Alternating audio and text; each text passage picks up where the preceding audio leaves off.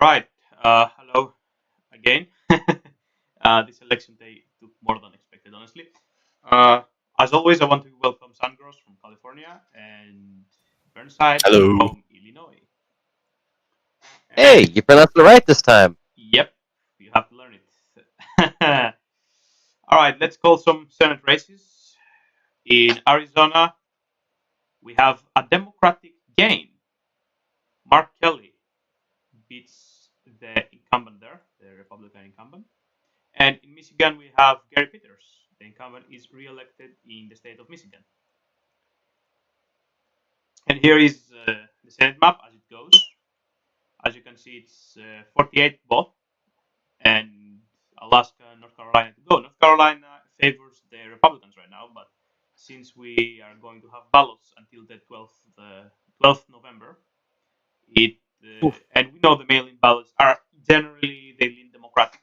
Democrats might have a shot at North Carolina, or at least do what they did in Georgia, throw the race under the 50% threshold and go for a rerun there, as they will do with both seats in Georgia. I, anyway, let's carry on with the House before we go to our main speakers. In the main Maryland's third district, John Urbanis is re-elected there. New Hampshire's first, Chris Pappas is re-elected, Democrat. Another Democrat, Dina Titus in Nevada's first, is re-elected. In Florida 12th, we have the Republican there, Gus Bilirakis. He is re-elected as well. And in Florida 13th, the neighbor district, we have Charlie Crist, a Democrat. He is re-elected, Hmm.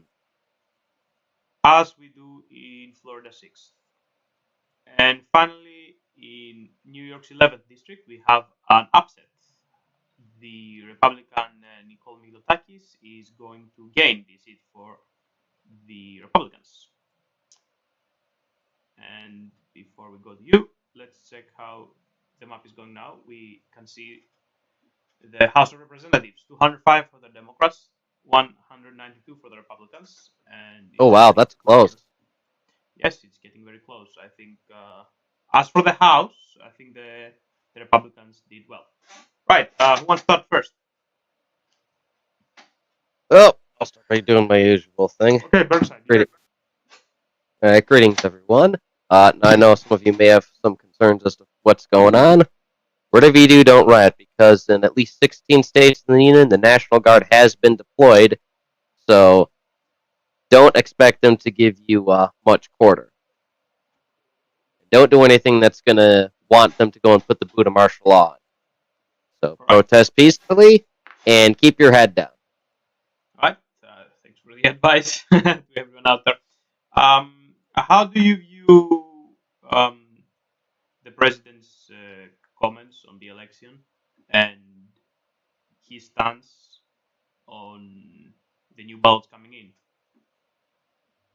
Oh shoot, I'm not gonna lie. I'm used to there being tons of ballot corruption. Personally, when I was working with Susan Sadlowski Garza's campaign, the local alderwoman, her first term, she actually had quite a few people that were registering people that were at abandoned lots, and they were attempting to vote for John Pope, who was our incumbent alderman for about 20 years, and for not just the 10th ward, but for the entirety of Chicago. We've got a long history of just picking dead bodies and registering them. So I'm not surprised that there's, the rest of the other 49 states in the union have decided what Chicago's doing might be something we should do. Get us some corpses now. It really doesn't surprise me because for me it's a regular thing. For the rest of the country, I guess they're just waking up to it. Right. So I hope it gets sorted out. Do you believe citizens should be allowed to take a look at the polling stations? Oh, by all means, polling stations should be utterly transparent, even if they're god awful boring. Everyone has the right to know if their vote has been counted. I know a few people have had questions in regards to these.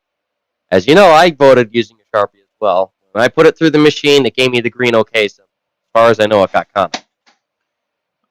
Do you believe any of these fraud allegations?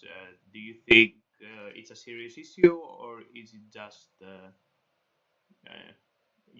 Most rumors started by the president to upset the election result? some of them, I'm sure he's embellishing. The guy talks like Scoob. He does tend to embellish things to a degree. I mean, we have to remember before this guy did become the president, he was on the WWE, and this guy was a master capitalist. So the guy can master the camera and play the audience to get his point across.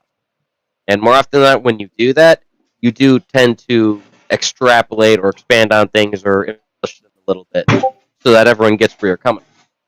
But from the personal experience that I mentioned to you, I wouldn't, I wouldn't just shrug off most of them as just being him doing his, pompous talking, because it is something that is a possibility. I've experienced some of this, so take it with a grain of salt when he's talking and look into it yourself. And if you're afraid that whether it's a Sharpie Gate issue or your dead body gate issue, make sure that your vote is not an issue or a gate issue.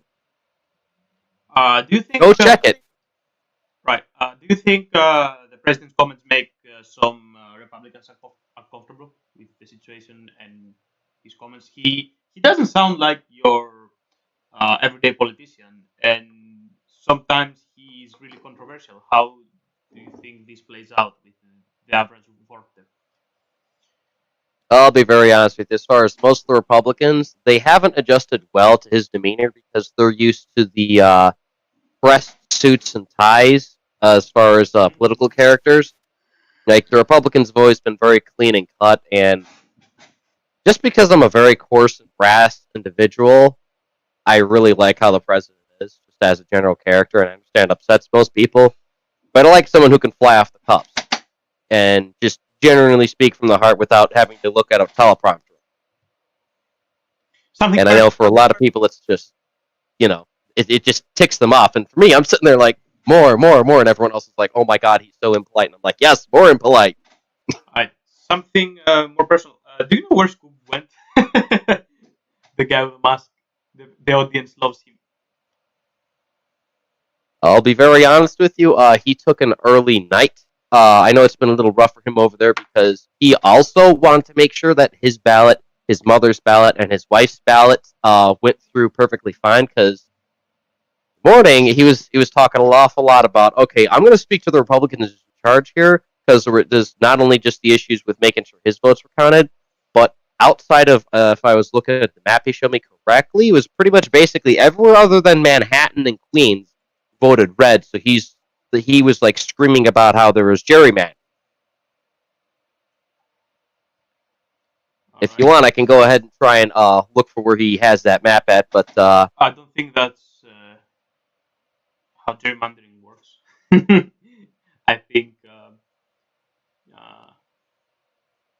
well, he means on the north, right? On the upstate. Maybe that's what he meant. possibly. Uh, Tickets here. I'll send it to you right now. I just found I'm it. gonna check it. I might be misspeaking with the gerrymandering, but I know he's speaking like, okay, I don't see how the heck this is, really possible, because the way how he was looking at the different districts, he's like, okay, all of these ones are red and only a few of these are blue. Despite the population density, it should be going red instead of blue. Oh yeah, yeah. Well, Biden is ahead by a million votes. I think it's a population issue more like than a district issue. Possibly. Yeah, I'm not as knowledgeable in the area. It very well could be. yeah. If you check the population down there, it's definitely like Manhattan and Bronx and Queens. They have big population. Like upstate New York, of course, went for the Republicans with few exceptions. Also, Long Island went for the Republicans. Mhm. I didn't check if who is Scooby is living in the second, right? Second New York district. Yeah, Long Island. That's where It's he's at. still not called. His race there still not called. That's strange.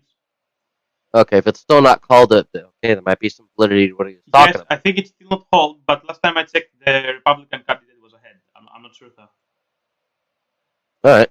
Interesting. Well, maybe there was something to what Scoop was talking about. I really didn't get the full story on it. Normally, whenever he mentions it, he knows what he's talking about because he's lived there his whole life, and he's known a couple of different people that have had the ins and outs as far as the system over there. So I wouldn't. I mean, like I mentioned before, with the dead bodies that people are confiscating for votes, it really wouldn't surprise me. Let me check it actually because it's very interesting theory here. Yeah, I mean, if you want, I can try and look up a couple articles for you. But I mean, that's right. It's a toss up. The second is a toss up. It will go down the wire. So I think it's normal for him to be rather upset there. It can go either way. Yeah. it seems like a valid concern. That's what I'm. Mm-hmm.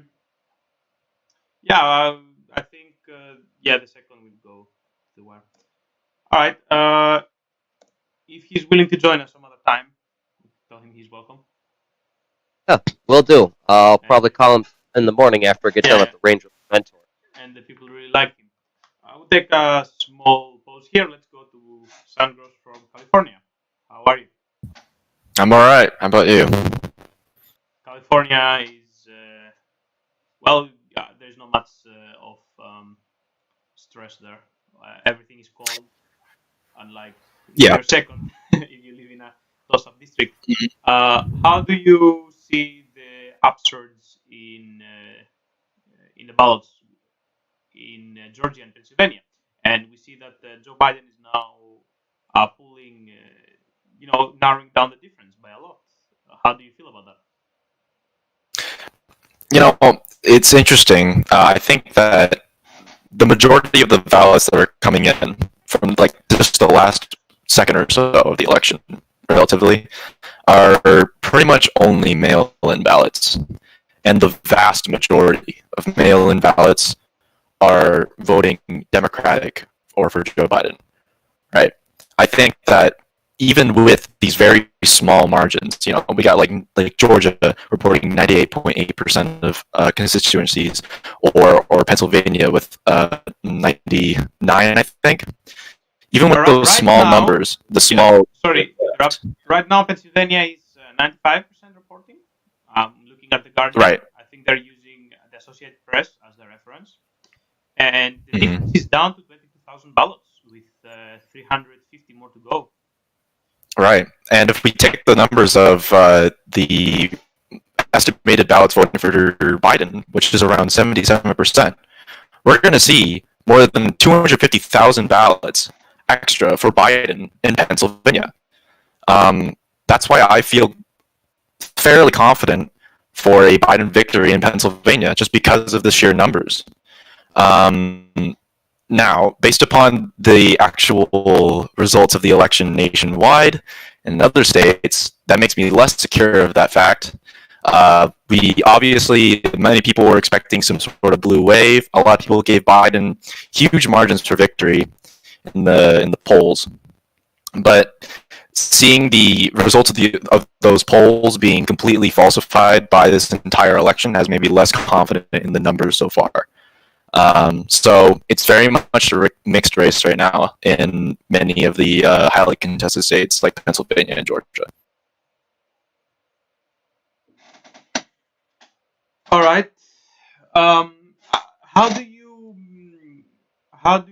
view the fact that especially the polls in some states were completely wrong?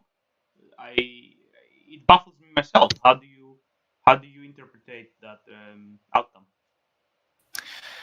Honestly, I think people underestimated the turnout of the Trump voters. I think a lot of people were in 2016 less sympathetic towards Trump, and I actually think that the last 4 years and Trump's constant, bashing with the Democrats and Joe Biden recently has hardened the resolve of many would-be Trump supporters, and I think we see a turnout for Trump across the country that was just completely unprecedented and completely unaccounted for by the polls.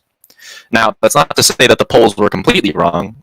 Currently, the election is still within the margin that they gave Biden for victory, and you got to give credit for that. But I think people just didn't realize that the extra turnout would also benefit the Republicans in some way. And I think the Democrats underestimated that too.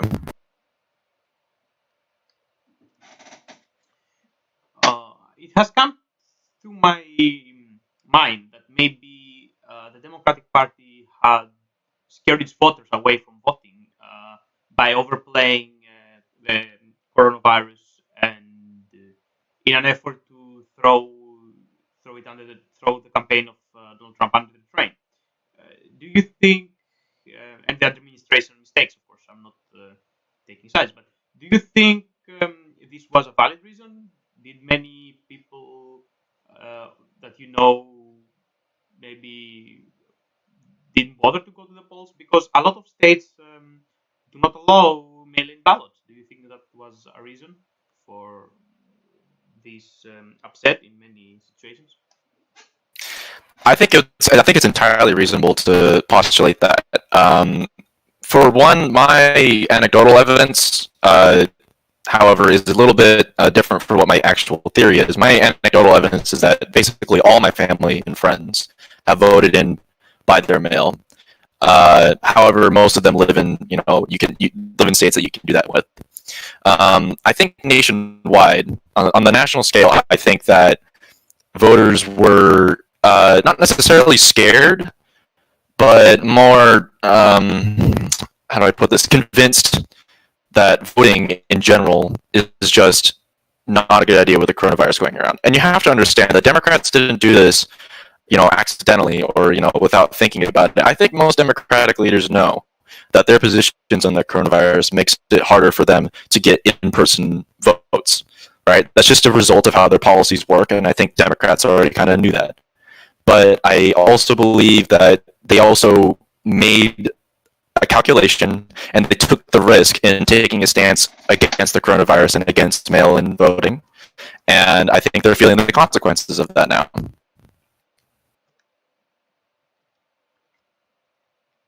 All right, Defka, do you want to jump in, or should I continue here?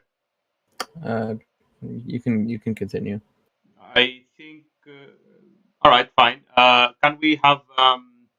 Can you tell me when should we expect the next batch of votes from Georgia? We don't. They're coming in right now, but they're Anytime coming now? in small numbers. All right, small numbers anytime now. All right. I will ask this to both, but let's continue with Sangors. We see that Joe Biden is ahead by almost 4 million votes in the popular vote, and although it's very unlikely at this stage, Donald Trump will still win the election by winning the electoral vote. How do you feel about that? How do you feel that one candidate is ahead by 4 million votes, which is a big margin, and Hillary Clinton won by 3 million votes. Al Gore won by 500,000 votes, but now the margin is even larger. How do you feel about that? And how do you feel about the fact that? Actually, no. This will be a second question. Let's stick with the popular vote. How do you feel that Joe Biden is winning by 4 million votes, but he still could lose the election by the Electoral College? I think that if you had asked me 100 years ago if this was an okay result, I probably would have said yes. Ask me this question now. The role of the states in relation to the federal government has changed so drastically within the last 100 years that I believe that these results are the epitome of why the Electoral College is outdated. Essentially, no other modern democracy presently has a system where a candidate can win the majority of votes nationwide and still lose an election. And I believe that if the system is not changed, this margin of popular votes is going to get wider and wider with each election. I think that the Republicans have played into the Electoral College system very well. They have tapped into the mechanics of it as to let themselves win, essentially, elections without having to do very much, only appealing to one section of voters, but with the Democrats having to appeal to a much wider spectrum of voters. So the Republicans, I applaud them for their efforts, but at the same time, I believe their efforts have hampered what could be seen as the goal of democracy for this country in a very drastic and very negative way.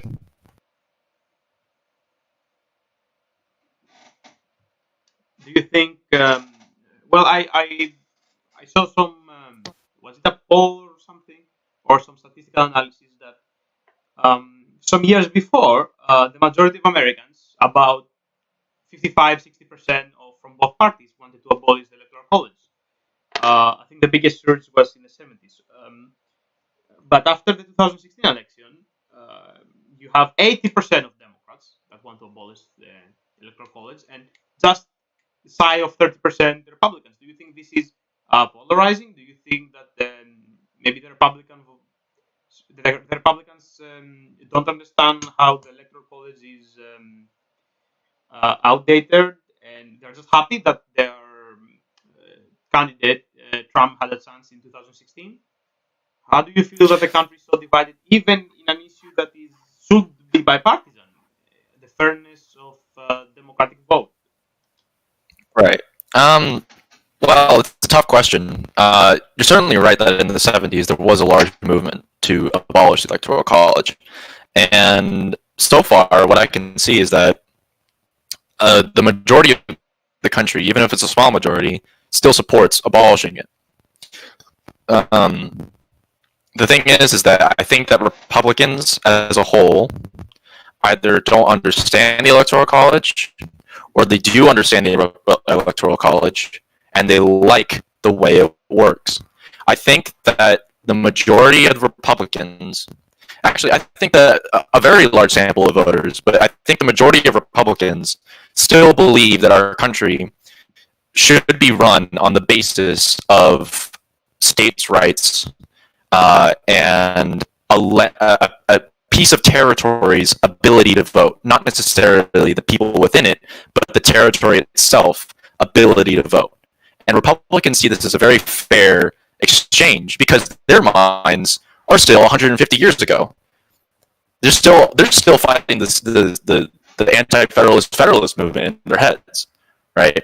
But the Democrats have passed beyond this, and I think that because the majority of Democrats do live in either urban or slightly urbanized areas, they're more open to seeing why the Electoral College is outdated, because they believe that they have the popular vote, they believe they have popular support, and they don't see any reason as to why we should keep a system that would inhibit this popular vote.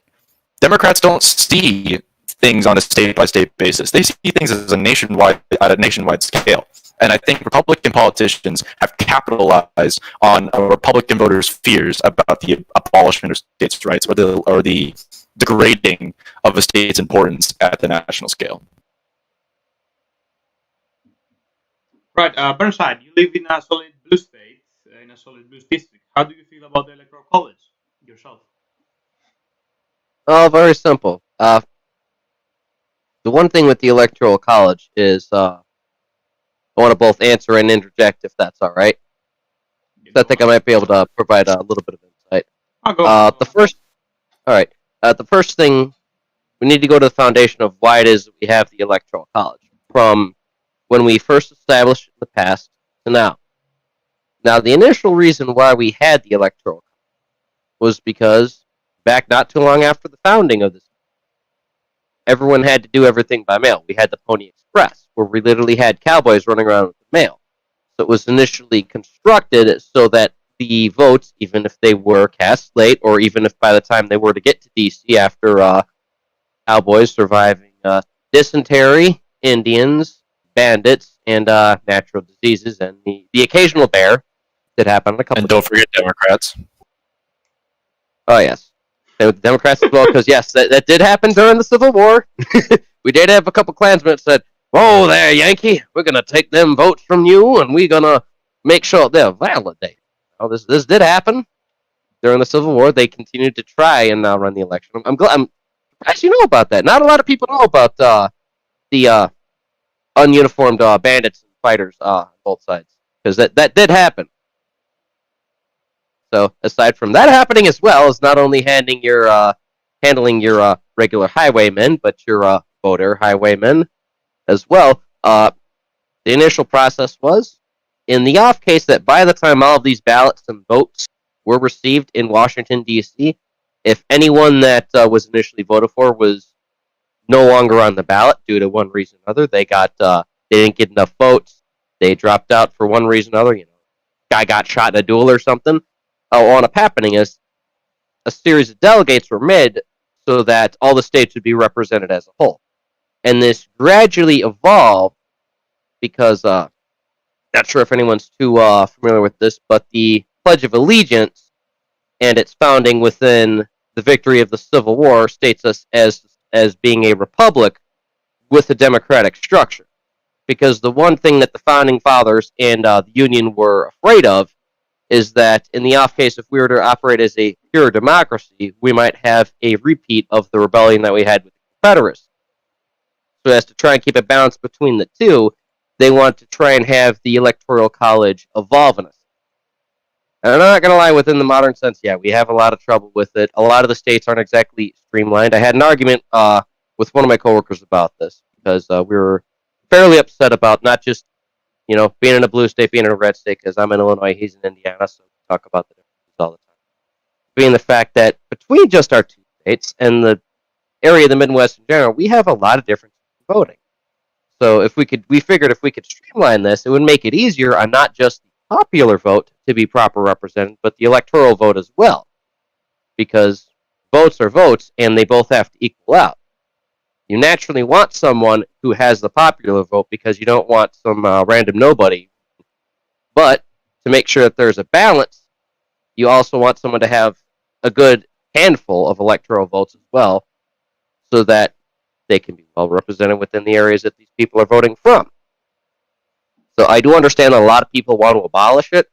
I think, if anything, we should try and come through with some electoral reform, because that might screw people like me less and give the guys over in Indiana just a couple pegs down and then some technological upgrades. That way they're not exactly doing the Pony Express to get everything to DC.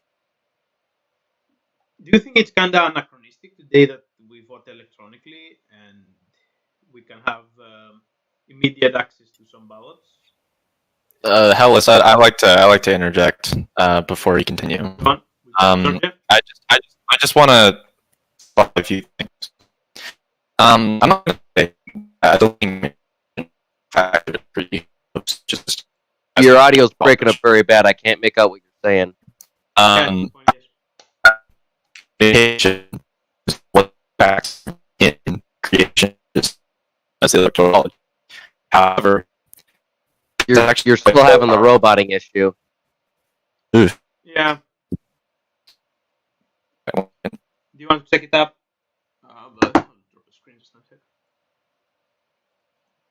Now, if anything, if he's having severe audio troubles, maybe he can type it up and you can speak it for him, Hellas.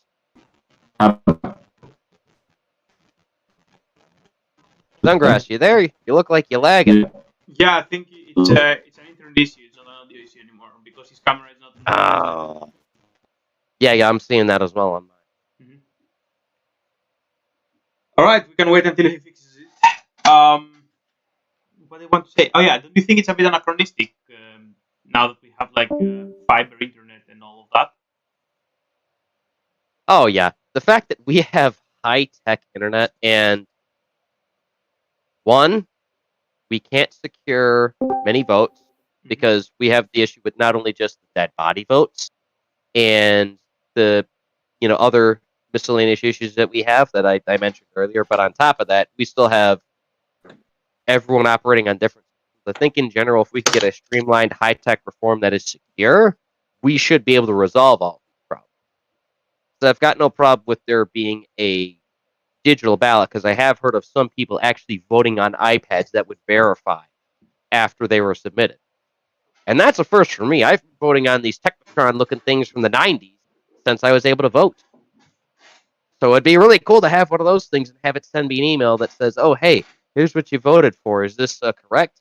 Because I think that would actually resolve a lot of these troubles that we're having right now. Is if we could just do some VPN, Uber, fiber optic security voting stuff. That's right. I think we can have results much faster, and if we find a way to guarantee safety, By all means. a very secure server in every state, then I think we can do it, and we can do it fast. All right. You want to say something? Yeah. Yeah. So, well, I was going to continue. Oh, now you Sound good. Now you sound great. You sound Awesome. Okay. So, the reason the Electoral College was created was because James Madison wanted to balance the South and the North.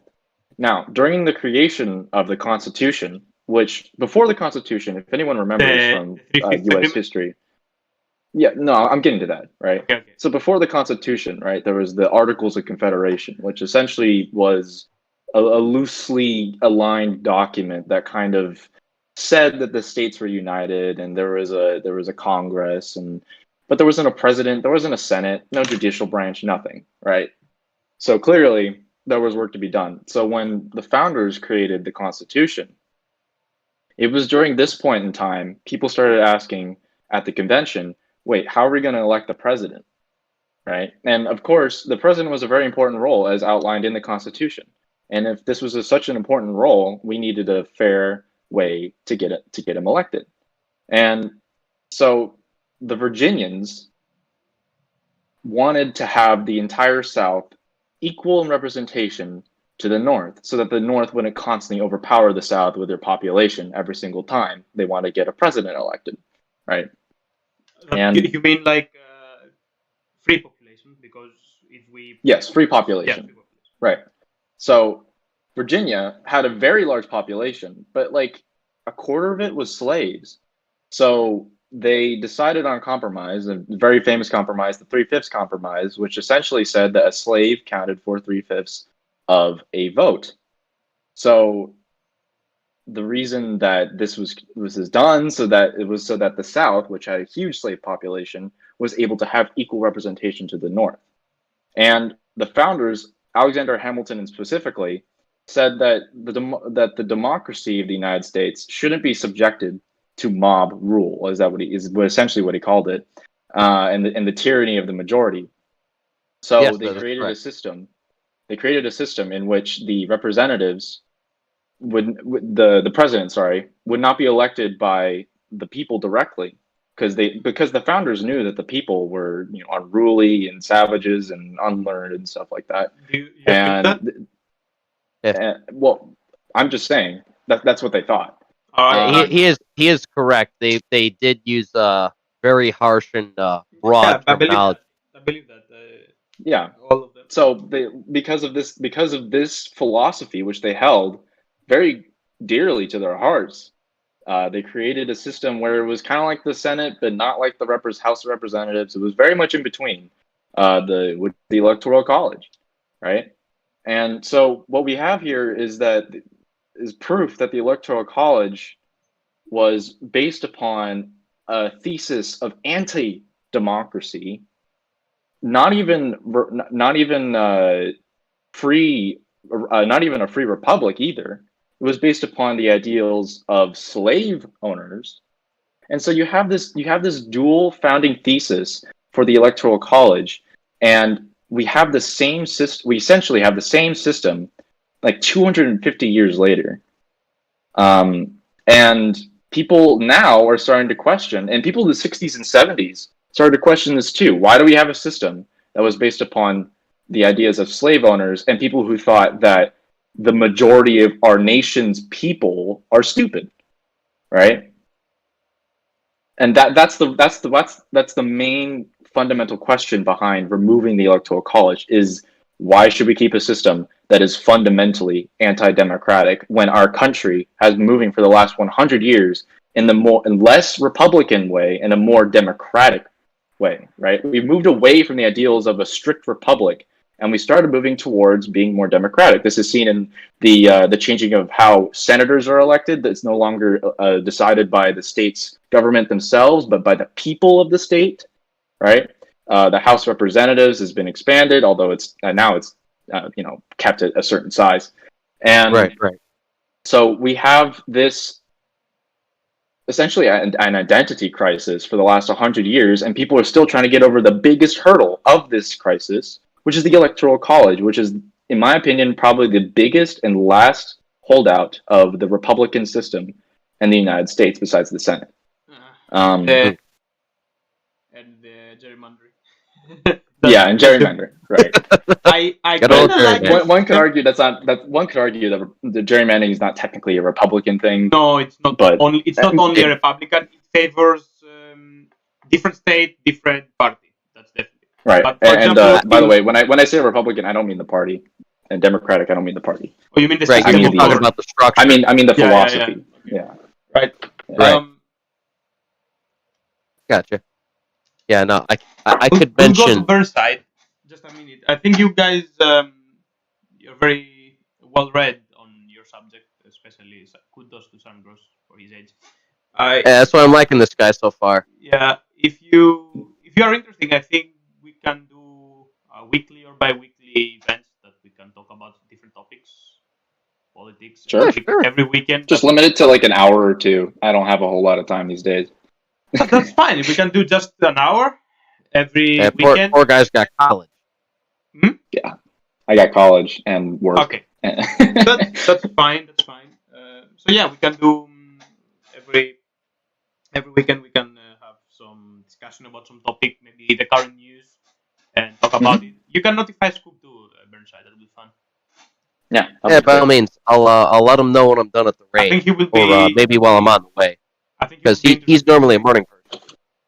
And tell him to prepare for his face reveal. It seems gloom for the Republicans here. All right. You want to say something? I'm not gonna lie. I'm sitting here like it's about that close. So I'm sitting here. I'm waiting. Yeah, I know It's not a good day to be a Trump supporter. That's not. true. He did not perform in the election night, but it all turned down when the mail-in ballots came through. Yeah. This was reported by news reporters. Or not news reporters, pundits that were saying that there's going to be this red mirage on election day where you see all these red votes and it looks like Trump's going to win because it's got it's going to be 2016 all over again. You got all these red votes coming in, but the pundits predicted that mail-in ballots will be the deciding factor, and then now they're all being counted. Now they're all coming in, and now it's a much less decided Trump victory this election. I'm not gonna lie, it does relatively look like that. Because here's the one thing I've been scratching my head at, and I talked to my buddy at work about this. Him and I were seeing very much the same thing. We're just sitting there before he clocks out for first shift, before I clock in for second. What the hell happened when we went to bed? Because I even remember when we were streaming this at about 2. They had Texas figured out, they had Michigan figured out, and I think it was, correct me if I'm wrong here, wasn't it Georgia they had figured out too? And then several hours later they flipped? No. Georgia was never called. Wasn't Georgia? Okay. No, I'm probably wrong. there was no Probably- state that was called and flipped. I think maybe No. you're referring to Arizona because we have the Associated Press, we have Guardian, we have Fox News that have all called Arizona for Biden, and we have All of them are ABS, flipped. NBS, CNN, and ABC that called that haven't called Arizona yet. That's the only thing I think I can think of. Okay. That might have been the third state. Yeah, that's the issue because you have it's split. Some are projecting, Arizona is going to Biden, right? But some are like, we might see an upset because I think Arizona is the only state that Trump is gaining instead of losing from mail-in ballots. And I think Arizona did all mail-in ballots or something similar. So Something like that. I think you're right. Some networks don't feel comfortable with calling it for Biden yet. Mm-hmm. Well, I wouldn't blame them for not wanting to call anything that has been fully counted. You don't want to give false assumptions. So I'm not going to fault anyone for, hey, we think it's this, but then it's that. Yeah, that's definitely the case. We don't want to see another 2000. We don't want to call a state before we are sure. We're certain. Yeah. Yep. How do you see that CNN actually didn't call Arizona, but the Fox News did call Arizona? How do you feel about that? I don't watch either of them. As far as news, I got this from InfoWars. It's the guys I usually. Are you sure? Are you watching Alex? God. Are you watching Alex Jones? I love watching Alex Jones. He's very entertaining. Yeah. The only regret I have is that David Icke now, he gives actual news. He doesn't talk about the lizard. I loved him going on about the lizard people because I thought it was hysterical.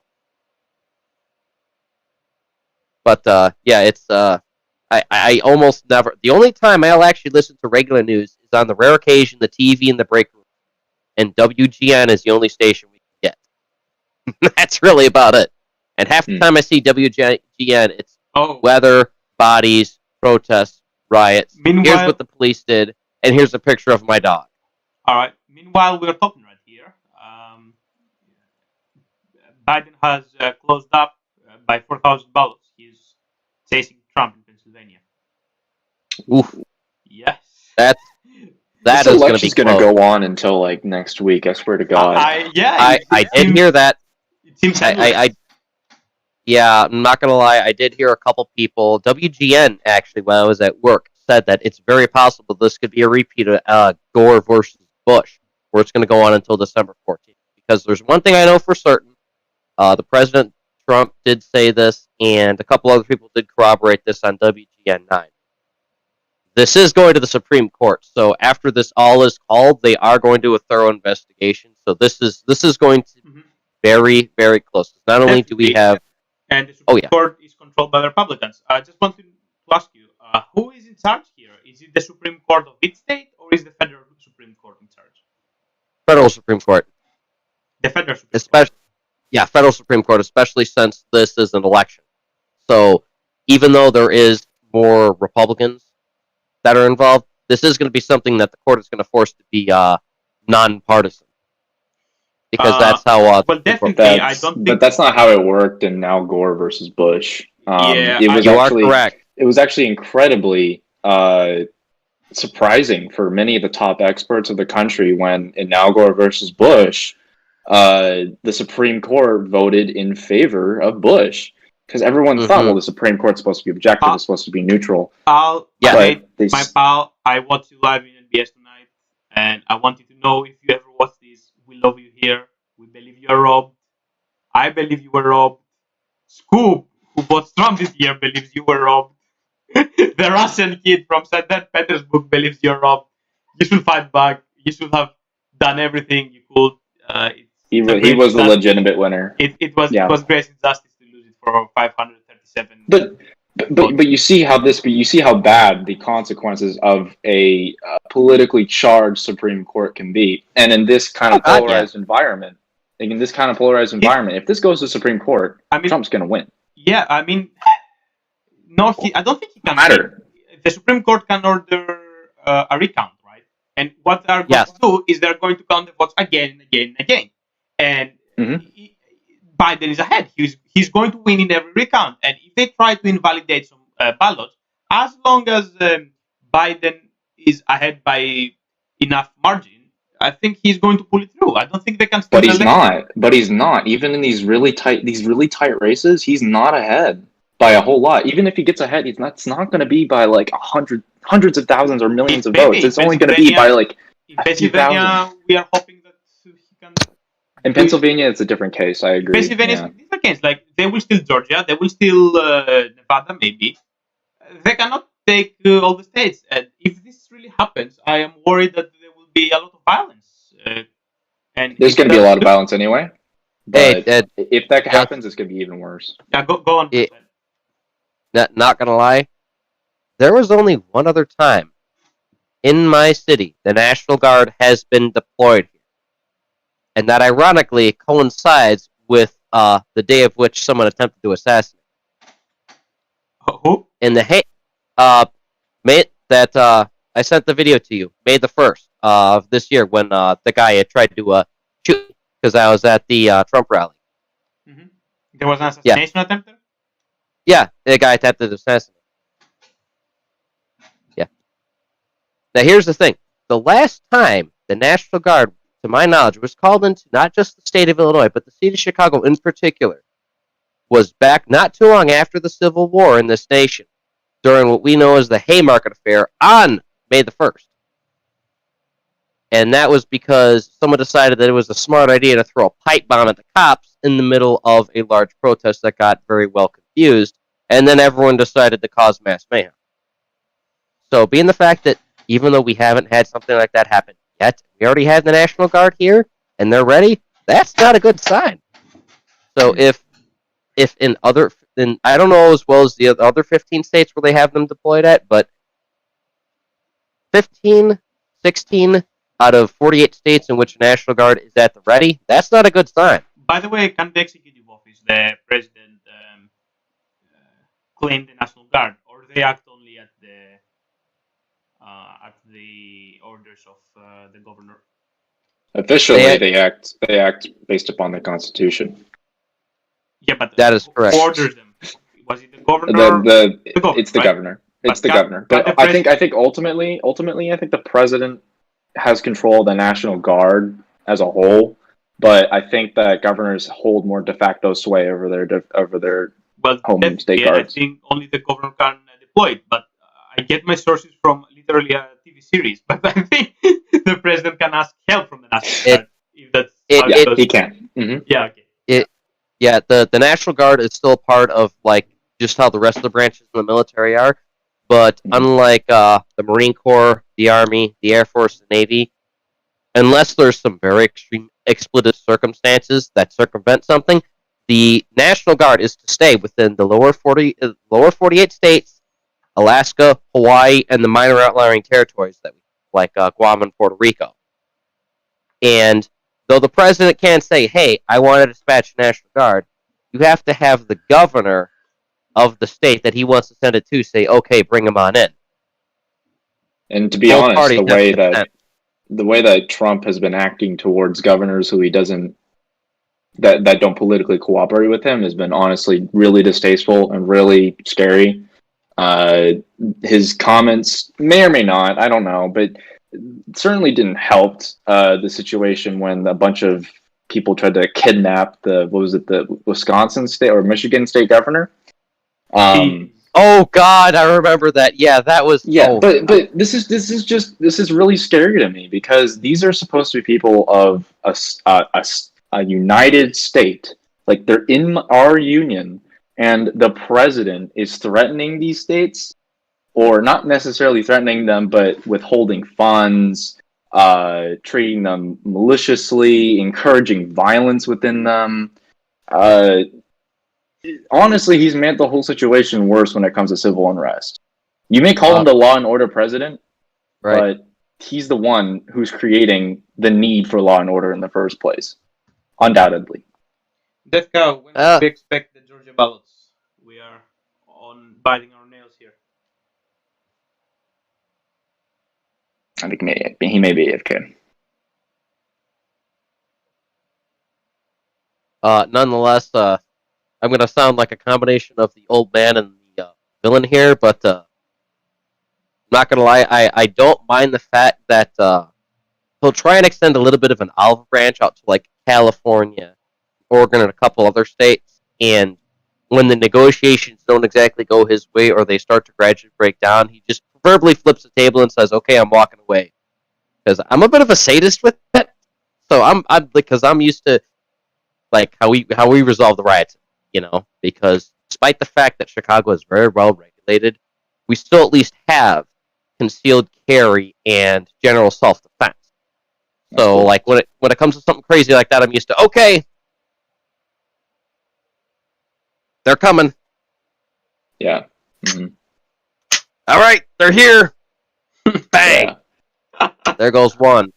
Oh, they all went running. Okay, that's good. I only had to get the one. Did I hit anything behind him? No. Okay, we're golden. I don't have to worry about property. seeing as how other states don't that, and I'm sitting here like, we're relatively draconian. What the hell are you doing?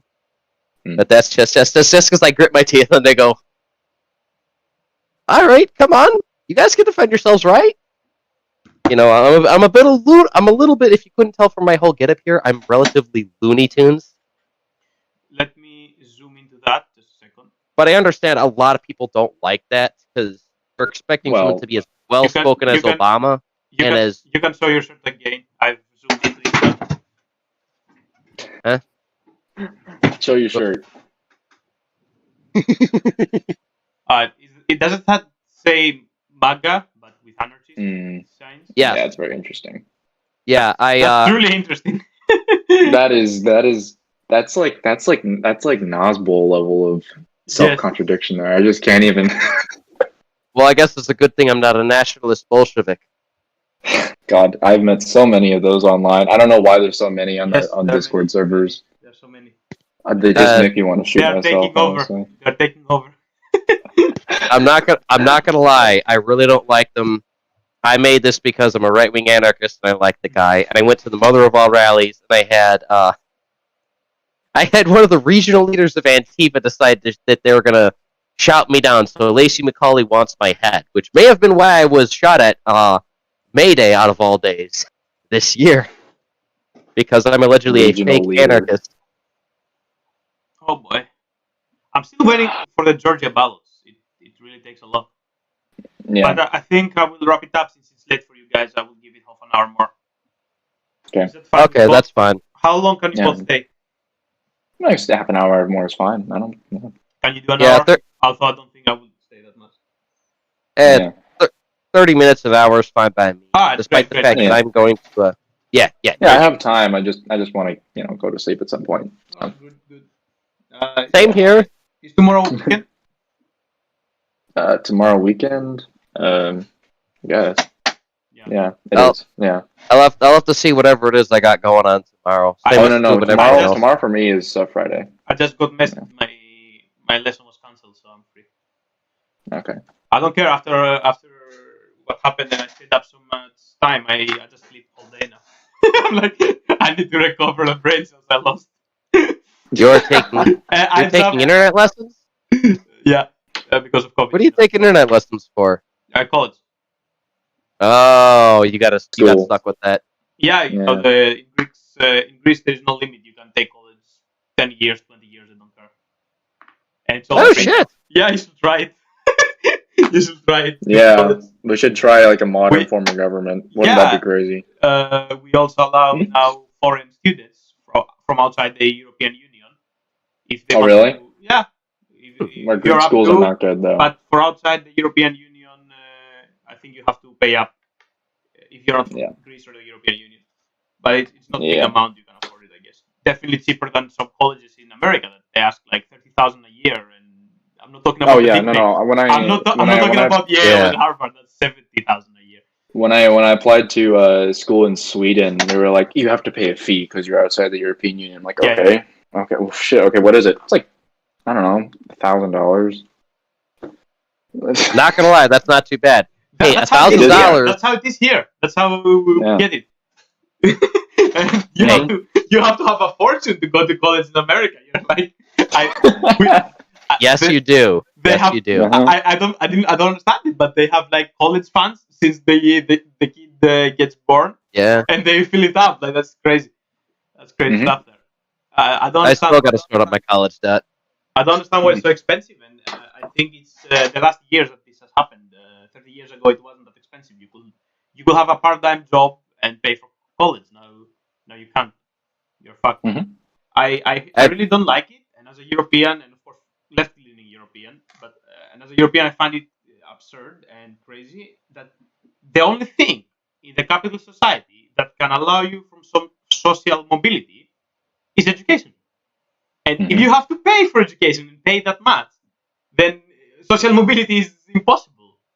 So I find it absurd, and I think you should do something about it. Yeah, Burnside, sorry, you were talking.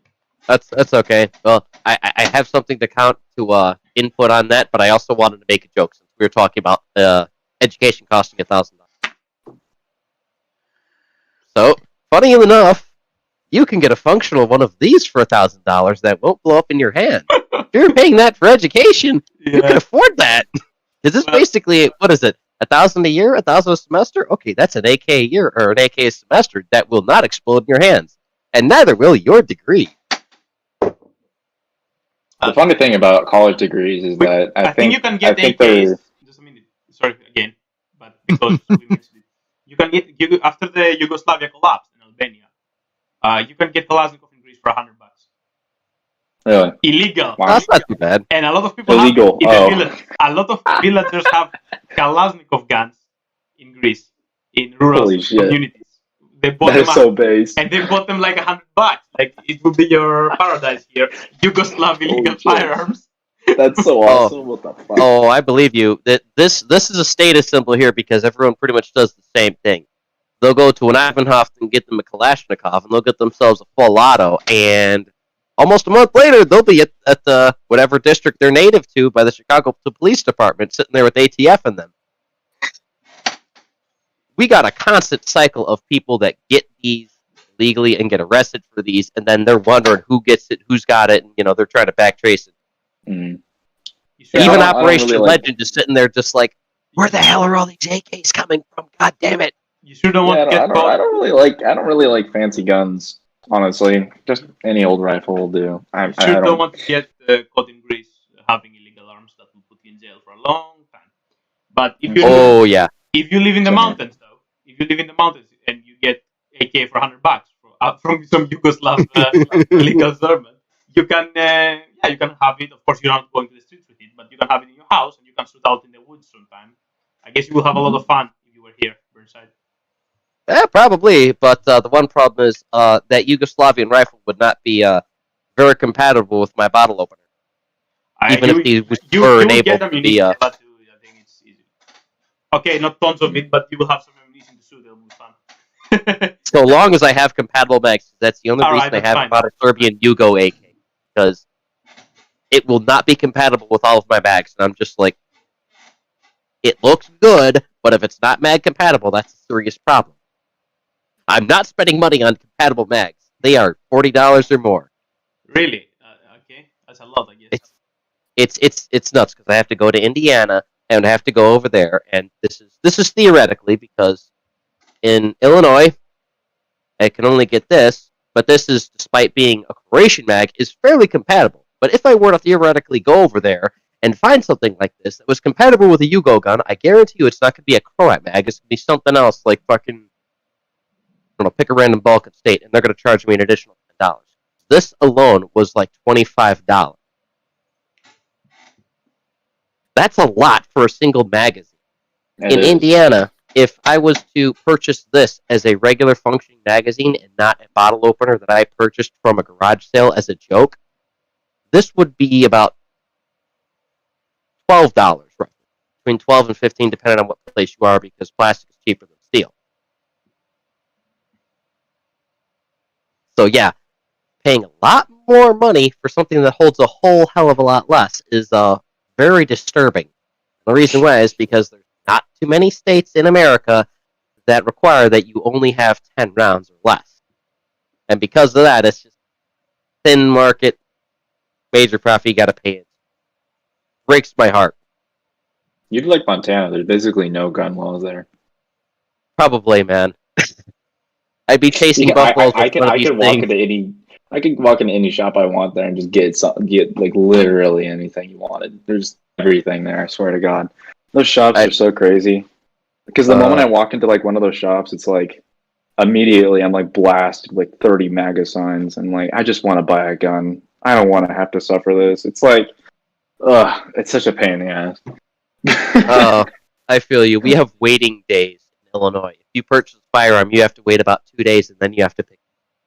It's the same thing in California, but it's much longer, and there's a whole process behind it. Yeah. How are the gun laws in California now that we're talking about it? So I've actually done my fair bit of research on them, and because I wanted to get something a while ago, and it's kind of like Burnside will know about this. It's like getting a driver's license, essentially. Yeah. You have to go through several stages of. There's like an application stage, and then there's like a learning stage where you have to get your qualifications to shoot a gun, and then once you want to buy a gun, you have to contact the dealer. 30 days after you've made a reserve for that gun, you can make the purchase, and then you can get the gun like 2 weeks after that. Right? You guys It's have very, to- very long. Or something like that. Yeah. Yeah, something Oh, like okay. that. Yeah, I was I'm gonna not say, exactly holy sure about God. specifications. No, it's not that bad. But there is a very long waiting time from when you want the gun, buy the gun, and then get the gun. Right? Do you think that's fair? It's very long. Do you think that's fair? I think it is because there's actually very good cause for it. It's just a pain in the ass for normal gun owners like us that just want to have some fun. Oh yeah. But the reason it's there is because a lot of people who commit mass shootings and crimes do it very spontaneously. It's not a very planned thing. Most people who are criminals aren't very I smart. don't know, man. I would They get like hopped so- up on drugs. I just would go like to have crazy. a rifle to shoot it from time to time, go to the woods, have fun. Yeah, But, exactly. but That's after- that's for normal gun owners, But right? after watching what happened to Burnside, some guy just took out a gun and shot it out of the window. I'm like, thank God I'm living in Europe. Like, I don't want that shit in my street. And do you know what surprised me? That he made the turn. He made the right turn, and then you saw normal people continuing their job. Some guy was unloading a truck. It's normal. Somebody just fired a couple of shots in the middle of the street, but it's 1 block away from me. But I'm continuing my job. It's normal day in Chicago. That's Yes, it is. crazy. That's And crazy. people say California is bad. Shit. Yeah, that's crazy. So can you get like a gun Just another without? Tuesday. Can you get like a gun without a medical? Some paper from a string. You're cool in the head, or Oh no. There's definitely a background check involved. There's definitely background checks and stuff like in that. Illinois too, The main- Indiana, all of that. Yeah, Yeah, in there's Illinois background checks and Indiana, they have you do a background check. They actually have you, when you are going to purchase the firearm, they actually have you fill out a paperwork form. And then after you fill the paperwork form, they'll actually call the government, and some of them have to actually physically call, others have to actually do it online, whichever they have, depending on their system. And then after that comes through good, you can purchase the gun. In Illinois, you have to wait 2 days to actually pick it up. In Indiana, as soon as the purchase is done, as soon as the government says, "Oh yeah, this guy's not a whack job," hey, you're golden. The problem with that system, of course, is that people who aren't criminals yet but are going to commit a crime don't have a record, obviously. So, case in point, school shooters. They don't have a record beforehand, or their dad gets a hold of it, or so, whatever. I checked Right. the list. But Okay, I'm interrupting you all the time. You go on. so anyway, so in California, what's interesting is that not only is there all the background checks and stuff like that, but there's actually you have to get a qualifying license or basically something that says that you've completed gun course safety, right? It's very similar. It's very similar to hunting permits, right? Where you have to prove that you know how to handle a gun, you know how to hunt, you know how tags work, all this other stuff, right? It's very similar to that, except for just for basic gun use. So you have to do that. You have to get a permit for that, and then once you have that, there's also the background checks and the waiting and all the other stuff. So it's a pain in the ass. And for someone my age, I can't buy a pistol yet because I'm not 21. Oh, damn it! Yeah, it's a bit annoying, but honestly, I wouldn't You buy a guys pistol have the anyway. security officer clause? I don't really know. Yeah, Look into I'm it, not that because well versed in it. Yeah. if you are applying for a security officer's job, they may give you some lenience. Because that's how I got my Floyd card. I was applying to be an armed security officer, so I basically got the 2-in-1. I got certified with both the states of Illinois and Indiana to be armed and unarmed security officer, and then I got my Floyd card because I did the targeting. Mhm. So let I've got it me, over. Okay, let me. I got it over here if you want to take a look at it. You first of all, in all US states, you need to have some form of paperwork, right? To get a gun. It's not like Yeah. walking a store. Yeah. Background check. The Yep. gun register asks the federal government, and they say it's okay, and then you get the gun. All right. Yep. What if I live in Alaska and I have some guns there, and I move to California? What do I do then? So what you have to do then is that you have to register them with the state. And this What is the if some problem of with them are my illegal, like not allowed in exactly. Yeah, if some of them are illegal and the government there's there's a bunch of special like asterisks added on to like special types of guns and modifications and stuff like that. When I tried inquiring the government essentially about how to move guns from Montana to California because I wanted to move it like a rifle down there. The Well, first of all, the transport qualifications are ridiculous. There's a bunch of safety stuff. You have to keep it in a locked box and all this other What stuff. happened here? I think Death Cow. We lost him, buddy. Can, Yeah, you, Death Cow Cow. fell out. can you call him back in case we need someone here? Oh, fuck's sake. He might have just called it a night. Yeah. Oh, okay, fine. I will switch screens then, I guess. All right, continue. Okay. So anyway, there's a bunch of transport qualifications, and then you have to register the guns with the state of California. And I believe, if I'm not mistaken, if the California state says, okay, these guns are legal, then after a very long, like month-long registration process, then you can move your guns into the state, and they have to be kept in like hidden or in a safe locker, all this other stuff. All right. So man. if I move to if I move to Cali, for example, and I have some weird guns from my very gun-loving state, I'll have to lock them up in case they're illegal, some shit like that. Well, you can move them illegally. I mean, there's a very low chance of police like checking your house for guns. Like that Yeah, but never if they happens, do and obviously. they found it, it's illegal. So I have to put them in some. Oh, box or yeah. something, Yeah. If, I it's illegal. have- if you've registered, it shouldn't be a problem. Okay. I know of one By the generic way, loophole. Mhm. By all means, correct me if I'm wrong, but this is something I've used between Illinois and Indiana. Similar circumstances. Funny thing is, I can actually demonstrate that with this, except for the gas port. That doesn't come off. So just take it with a grain of salt because it's a prop gun. Not everything comes off like a real AK. But first things first, just like with the bottle openers here, you want to take all the parts out of your magazine. Put that in a separate container. You know, guts in one container, mags in another.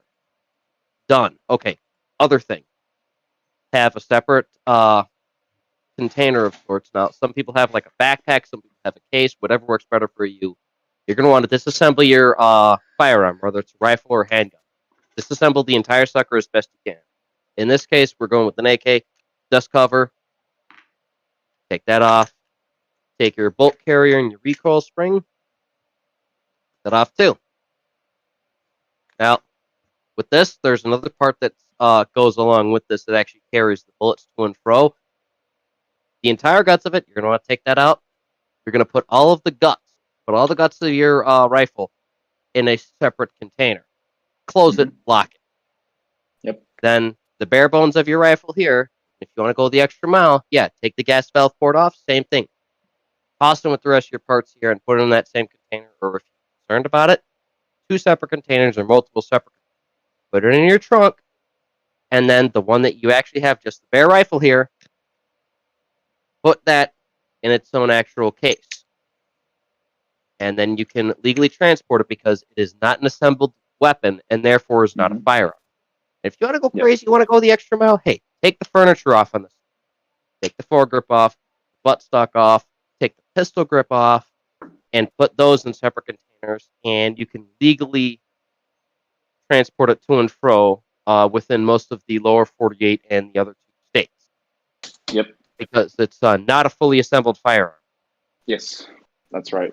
That's absolutely correct. California does require a couple extra things, like I believe it's like a special gun. You have to like lock the trigger specifically. You have to put a lock around the trigger. A few times Yes.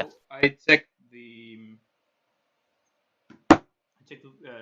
was it Wikipedia or something, and I was looking how many school shootings we had in Europe, and I found out we had like 35. Oh, you got a rifle there?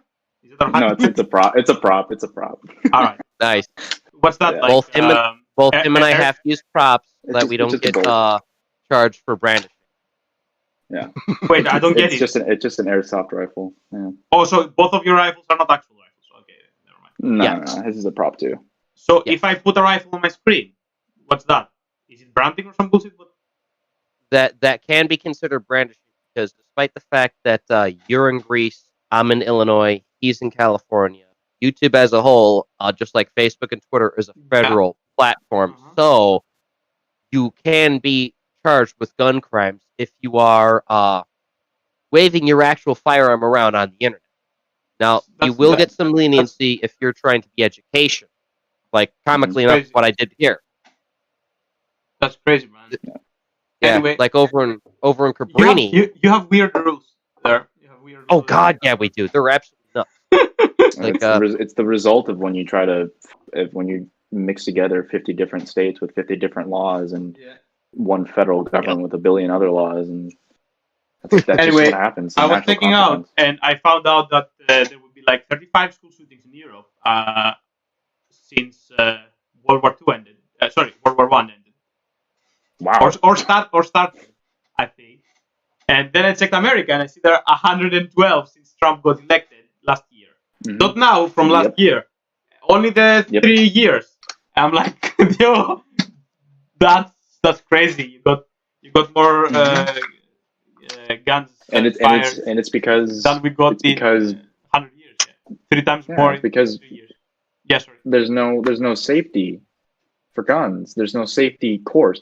I think, you know what the thing is that I would love if all the states, the federal government mandated that all the states have a safety course requirement for when you want to buy a firearm, because I think the majority of these deaths, not even the school shootings, the majority of these deaths resulting from guns are complete accidents because people are so fucking stupid. They don't know how to put away their guns properly. They don't know how to treat them. They fire them off randomly. Yeah, I think. Right? People will start. People like who buy a gun for the first time will start like checking how clean the barrel is by going like this. You know, when the gun's like fully loaded. Right? Like people did literally do that. Right? Yeah, I've seen. Or they let their like 3-year-old son, you know, play around with the trigger because why not? You know, it's stupid shit like this, which I believe could be completely corrected almost if we just mandated safety. Right? I can back like up what you're saying. I can absolutely back up what you're saying with the gun crime in my own city. Mm-hmm. I literally can. That's the hysterical part about it. Mm-hmm. Like, I don't necessarily like the fact that I had to get a FOID card to own a firearm, but I would not mind to get a safety course because we have update. In Georgia, the lead of Donald Trump has now diminished to just 1,237 votes. What percent of reporting? What percent reporting? 99 still. I think we have less than 50,000 votes to go. Probably much less, like 30. I'm going to check on that's a Biden. I think that's a Biden win. And I'm going to check NBN election because different different broadcasters say different things. So I'm going to check on them too. Okay, according to NBS, we have 67,068 almost ballots left, and Biden, Trump's difference is 1,000 something, 200. Yeah, it's crazy. It's crazy there. Shit. That's ridiculous. I think if Biden wins Georgia by tomorrow, he's won the election. Yeah, if Biden wins Georgia, he needs to win it right now because the next ballots are not going to be one-sided that much. Maybe there will be 55 for Biden and 45 for Trump, but they're not going to be 67-33 like it was now. So if he wants to go ahead, he must go now because then it will go down the wire. I think we'll surely see a recount in Georgia. That will be how it's very. I'm looking at this right now on Google. I wanted to double check what you were talking about. You're not lying. It's very close. It's 49.4 for both of them. So definitely, I'd say count it all up and then have a recount because I can't believe this is this close. Because like how I'm looking, you have Atlanta, Augusta, somewhere southwest of Macon and around Savannah that are blue, and then the whole rest is red. But the most people live in the cities, the Atlanta, Augusta, Savannah. And That is true. That is a possibility. They and they might that's have how to it goes. Chicago. That's how it goes close because he's winning the rural areas, but Biden is winning the urban areas. And this happened in Texas. This happened in every state. I think there are very few states that voted red and also retained their urban sites. I think only Helena in Montana did that. And Yep, Helena and Billings. The thing is even that even Salt really, Lake City in Utah, that's a very conservative yeah. area, had Biden ahead.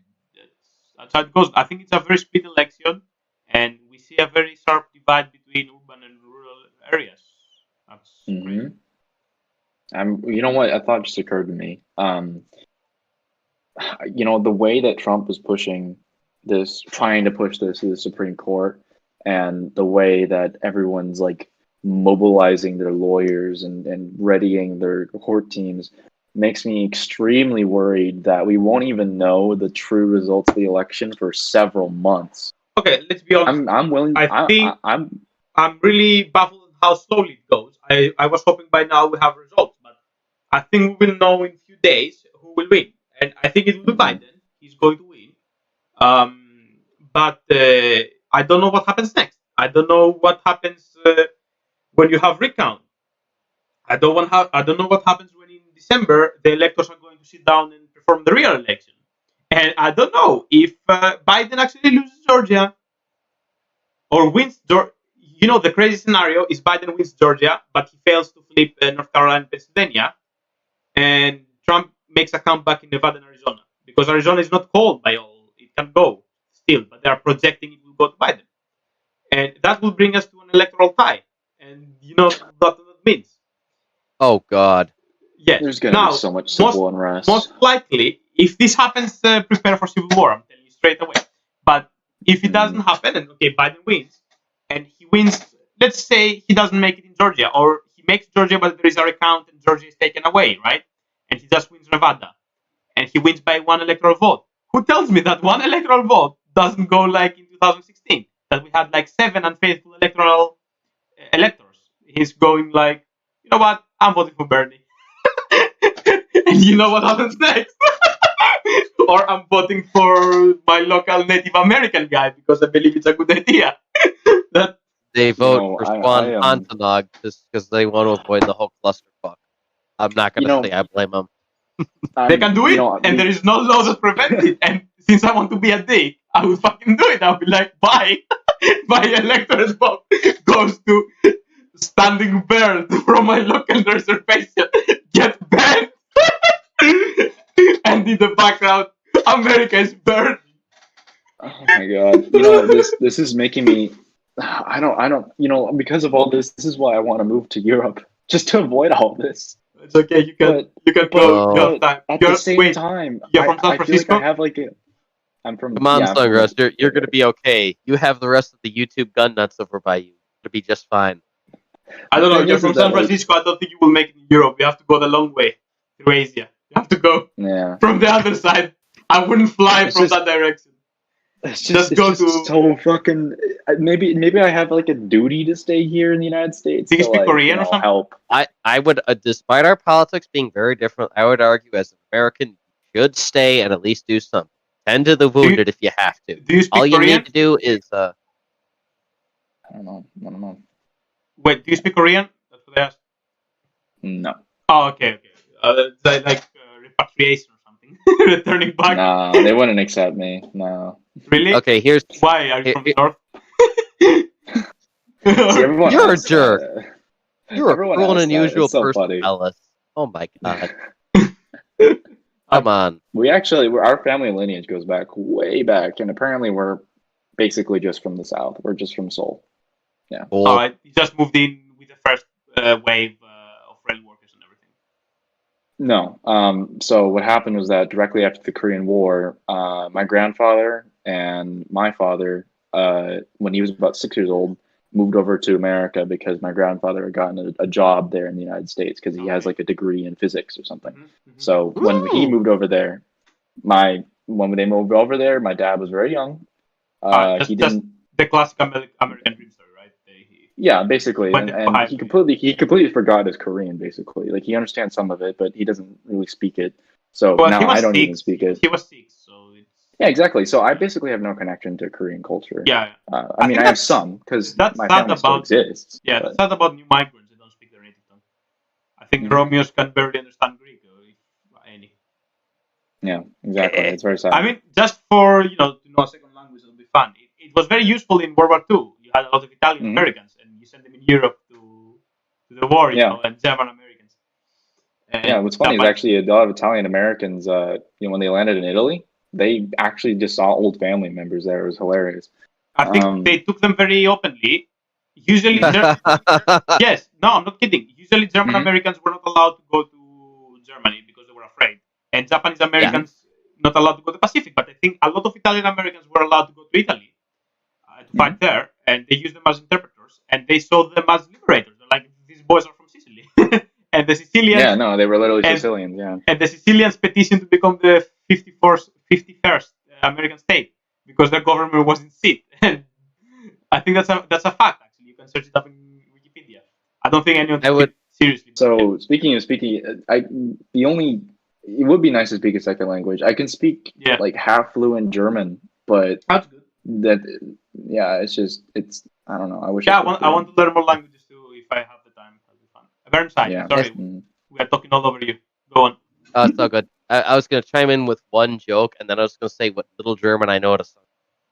So I was going to say, if Sicily wants to become the 51st state of America, I will welcome them in with open arms, and Mhm. I would, if I can, make a contract with the AK providers in Ohio, make it so that every new citizen of Sicily gets a Kalashnikov. That's nice of you. And just because this is the general test I did to see if anyone knows as much terrible German as I do. Sandros, dich sprechen Sie Deutsch? Ja, ich habe Deutsch. Ist gut. Meines Deutsch ist nicht gut. Why- Liebe Deutsch ist... Why Deine did I- Grammatik ist sehr schlecht. Why did I understand everything you said? Because I know enough to ask someone if they speak German and to know the generic response. Well, you said That's about it. you asked him if he speaks German, and you said it's not very good. Your German. Yeah, Yeah. meines Deutsch ist nicht... Meine Deutsch ist nicht so gut. Not very good. There's no They're S at the good, very moment. good. Oh come on, that's what you mean, a little German. Everyone in Europe knows that. We like language learning actually in Europe. A lot of people. Yeah, speak I'm like a B1 level there, the Sepher level. Oh, B1 is good. B1 is good. Yeah. B1 is good. It's like for start. I'm in B2 right now. I'm still learning that. Once I pass that, I'll be in C1, which is epic. That's 'cause I'll be good. That's basically good. That's fluent by then. good. That's good. Yeah, I think you should. I'm at that. I should promote language speaking for all. It's fun. You should do more. Yeah, I mean, I really like learning new languages. It's really, really fun. French fucking sucks. I've tried shit it. language. It's nice, but I've tried it. I it's a shit cannot get it. language. I cannot I can't get it understand it. because it's hard to start. I think, but then it's good. Mhm. I'd love to learn German better. I learned my German from a few nasty words from my dad and a handful of arrests between my Do you have- brother that I talked to Do you have a in German Germany. ancestry? Yes, I do. My father's side of the family initially came from Bavaria. The story that my father tells me is that, Did he one of the- escape war criminal charges? thankfully, no.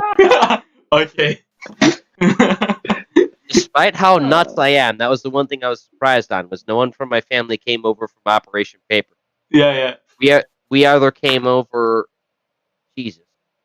From what my father says to the other branch of my great-grandfather's family we found that came over from the wall, apparently. I've got some Sorry, wild from stories. where? From The the wall. collapse of the wall. Oh, that's true. Really, your first generation? No, I'm not first generation, but this branch of my family I've recently discovered must have been either between Okay. 1 and 3, because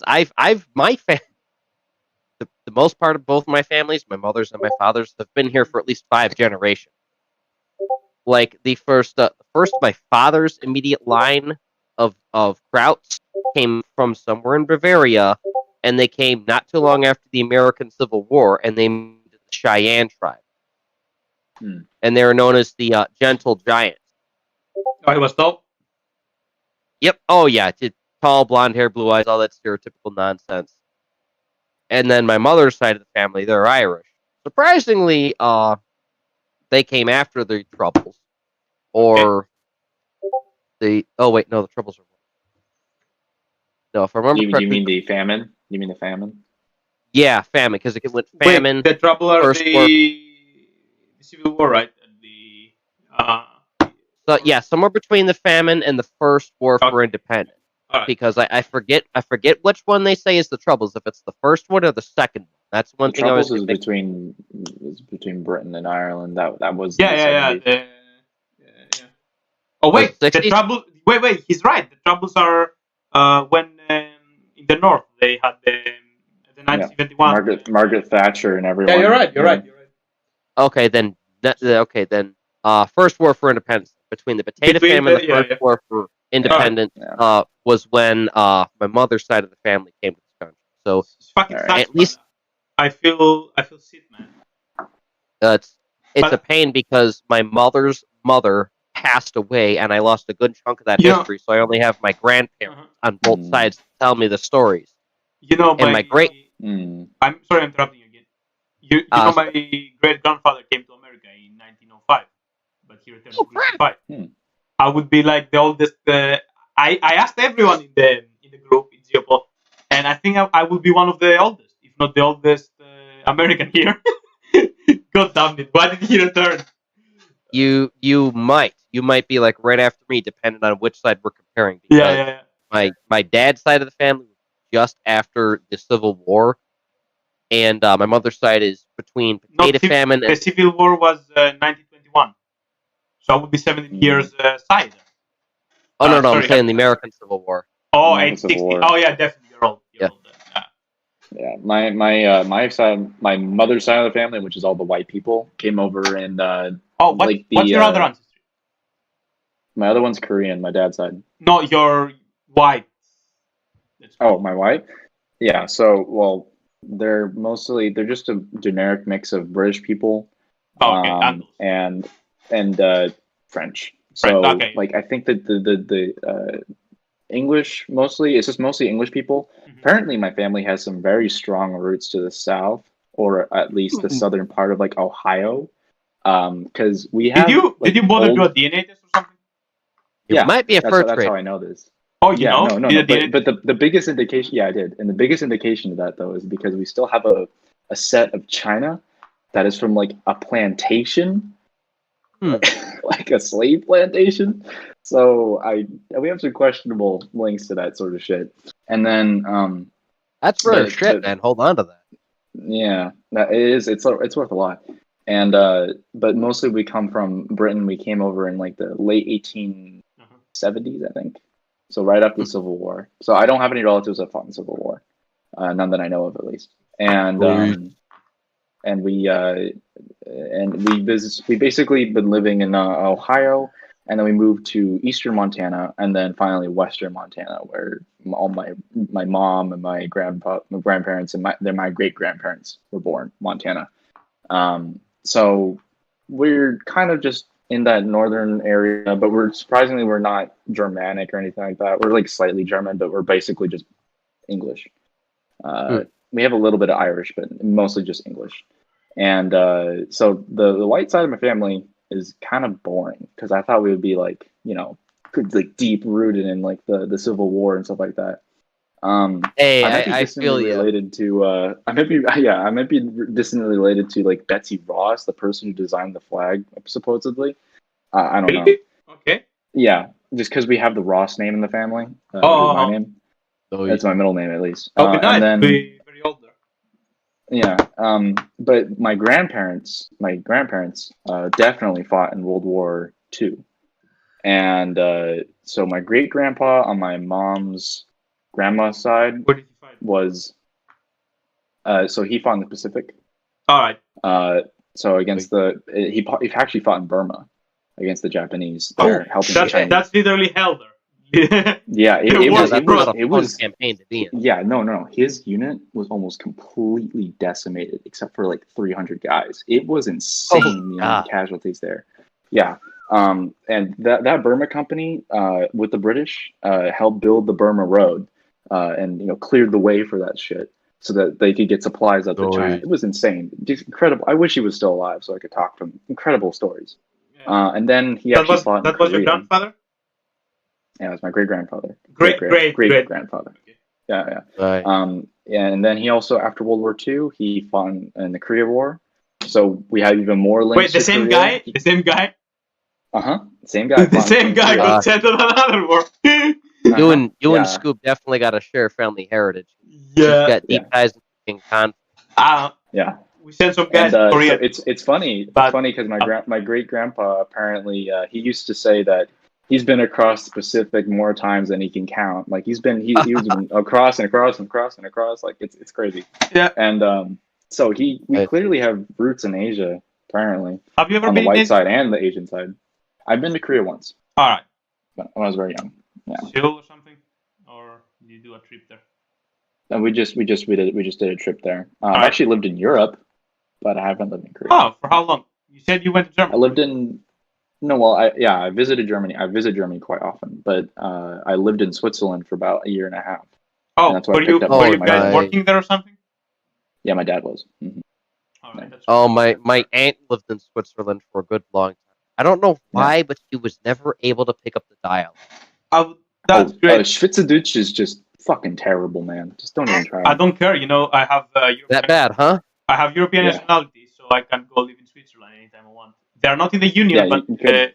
they have They have the signed. Schengen area. Yeah, Yeah. they have signed the agreement there, and we can freely move, live there, work there. It's amazing, and they It get was paid a incredible lot. because They get Yeah. paid a lot. They want to make minimum wage €4,000 there, which is like $5,000 a month. Mhm. They get paid a lot. I swear to God. well, the living costs are high for one. Of course they're high, but fantastic thing if you about- have a the house fantastic there- thing about Switzerland. If you have a house there, it's what? great. If you have a house there, it's great. It is. The fantastic thing about Switzerland, though, is because it's in the middle of Europe, it's literally an 8-hour car drive anywhere you want Anywhere, to. yeah, So yeah. Italy, France, Germany, Spain, even Austria. freaking Croatia, Austria, anywhere. It's fantastic. I loved being in Switzerland.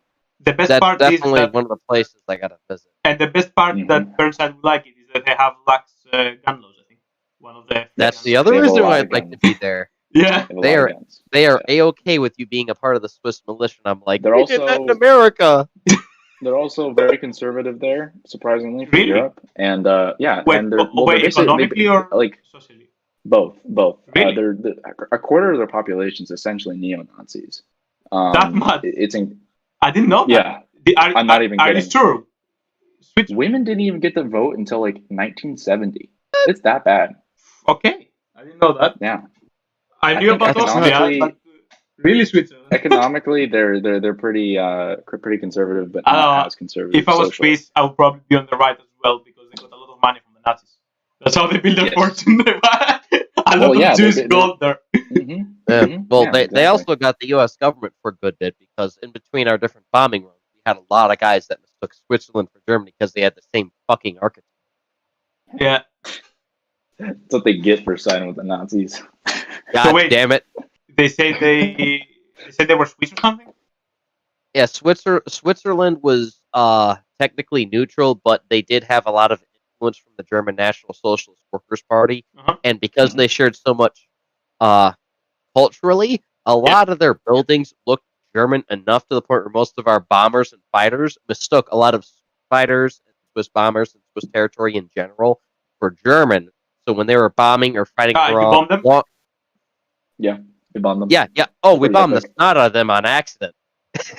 Yeah, Our it government happens. paid out the tooth I think for 'em. I think the Germans bombed Dublin instead of Belfast. They want to go to Belfast, North Ireland, Yeah, and that's they true. went for Dublin. Yeah.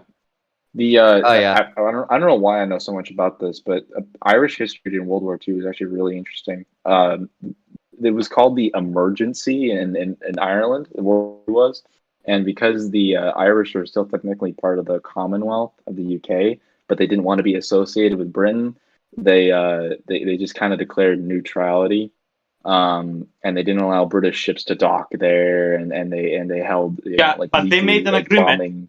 I will tell you the fact. Yeah. They made an agreement to adjust their border because if you see Ireland it's Northern Ireland is cut off from this side of the Atlantic, and they made an agreement to allow them just to pass this little side, because otherwise they will have to go all around, considering territorial waters, naval, and airspace. So the British will have to go all around. So they just made an agreement only for this trip, just to go over, so we don't bother. That's the was only change of neutrality. That was fun. Yeah. And they basically hosted. They didn't want to host British bombers or anything like that, but they still got bombed by the Germans. They got bombed by the Germans. So that little bit of cultural oops. Yeah, it was. Yeah. I actually had a few relatives that were. I had my great grandfather. I have his picture over on my wall. He was in the merchant U.S. Navy. And the one story he told me when I was a kid, I told it before he passed away. The one good thing he got to do was he actually saved the ship he was on from being hit by a Japanese mini-sub, because he was the signalman. So he was able to, thankfully, just in time, ring the bell so that they were able to turn the ship. And he basically sat there over the ledge like, oh shit, oh shit, oh shit. One funny thing. Well, the only bad thing was if we lost the ship, we would have immediately lost everyone that cooked. Because due to the segregation, they had most blacks in the bottom part. And in particular, because of the direction the torpedo was hitting, they were going to be the first people that, because they were garrisoned at, were going to comically hit. So the joke became at their expense that, hey, guess what, guys? You can still cook tomorrow because you didn't get hit by a torpedo.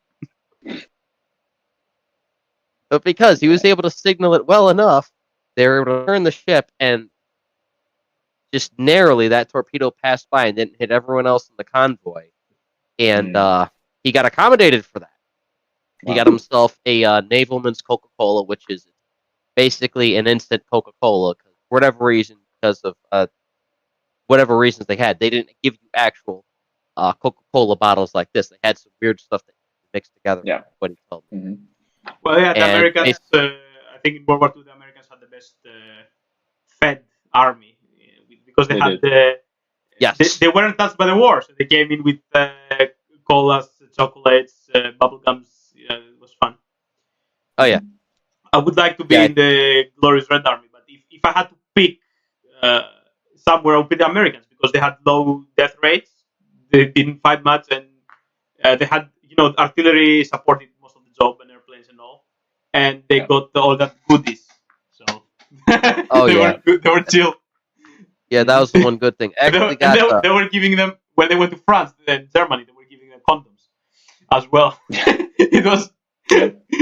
What's interesting is that they went to Morocco. When they went to Morocco, a lot of them are reprimanded for being involved with some brothels, and there was a whole scandal about getting diseases from the prostitutes and everything. Yeah, Americans were wild. Yeah, especially in Greece too. There was some Navy man we have a base in Greece, in Crete, Suda base, and it's used by the U.S. troops, And back then, some American raped some girl here, and it was big scandal. I don't know what happened, but I think there was some kind of I wouldn't say rioting, but the people didn't like it much. Yeah. They saved I don't blame them. They saved them. They saved them. I think, or some bullshit. Hey, I got one thing here you're gonna like that my great grandfather obtained. Okay, go on. Trust me, you're gonna dig this. I know you're a big commie. Yeah. Let me zoom it. Oh, that's East German cup. Yep. While my great grandfather was in the service, he was somehow, now the family story goes, he was able to obtain this in a poker game when they were at port in the time after the Second World War, while he was still in the Merchant Marine. That's hilarious. And because I'm known for wearing hats of a similar style, they decided they were going to give me this Berlin Garrison cap that he got. Wow. That's nice. And I've held on to it since his passing thing. That's cool. Yeah. That's really nice. That's really cool. Mm-hmm. Thank you. Well, I think I'm going to head off for the night. My phone battery's getting low. I'm getting tired. All right. It was very nice talking with you guys. Yes. We had some great discussions. Hopefully, the election gets resolved soon. Actually, let me check it right now. Because, one more check and then I'll go. Yeah. Yeah, don't leave this poor kid sitting there in his bed going, "What in the hell is going on?" He What's gonna needs go? to get What's his gonna go? sleep. What's gonna go? It's still Yeah. 1,267 for some reason. It will keep us for days. I swear to God. I wake up. I'm checking on my phone. I'm like, did we win? It's like, did we win or not yet? Damn. I don't care. I don't care So what happens tired. in the Supreme Court. I just want to get rid of it, and I don't care what happens next. Well, you care obviously because it will affect your lives. But I'm like, just get on with it. Yeah. Let's proclaim a winner already. Yeah, So tired of this shit. So tired of this Trump shit. What time is it there in Okay. California? It's about 11:20. Oh, it's not that I late. go to bed around. No, I go to bed around 10. I like to keep a consistent Really? schedule usually. Yeah. holy Yeah, crap! I get There are a pretty couple tired. time zones behind me. Mm-hmm. Yeah, he's It's how- going on. about 2 or 3 hours. How much? 2 hours? 3? Yeah, it's going on Should be 1:30 good, time. too. Yeah. Mm-hmm. Wow. It's Yeah. 9:30 in Greece this morning. It's good. Oh God. I will order coffee and watch some shows. I'm chill. I will All probably right. take a Nice nap in a talking bit. to you, gentlemen. Oh, yeah. Go on. All right. Yeah. Bye-bye. Bye. Hey, good to talk to you. Stick around, mate. Stick around. So, Yeah. yeah, I'll probably. Yeah, I'll stick around for a bit if you want. The only thing is, I need to use it. I gotta take it. Okay, what's up now? I didn't hear you. Sorry. I said I need to use the bathroom. I gotta pee. Oh, yeah, go on. I'm waiting. Okay. All right. I didn't want to like sideblind you. Yeah. Yeah, sure.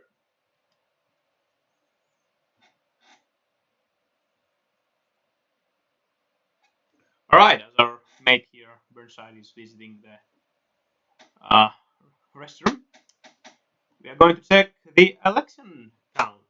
And honestly, it's really tight.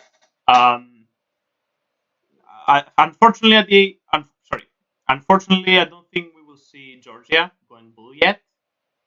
It will take a little while, but Biden is certainly doing well. Like, where are my papers?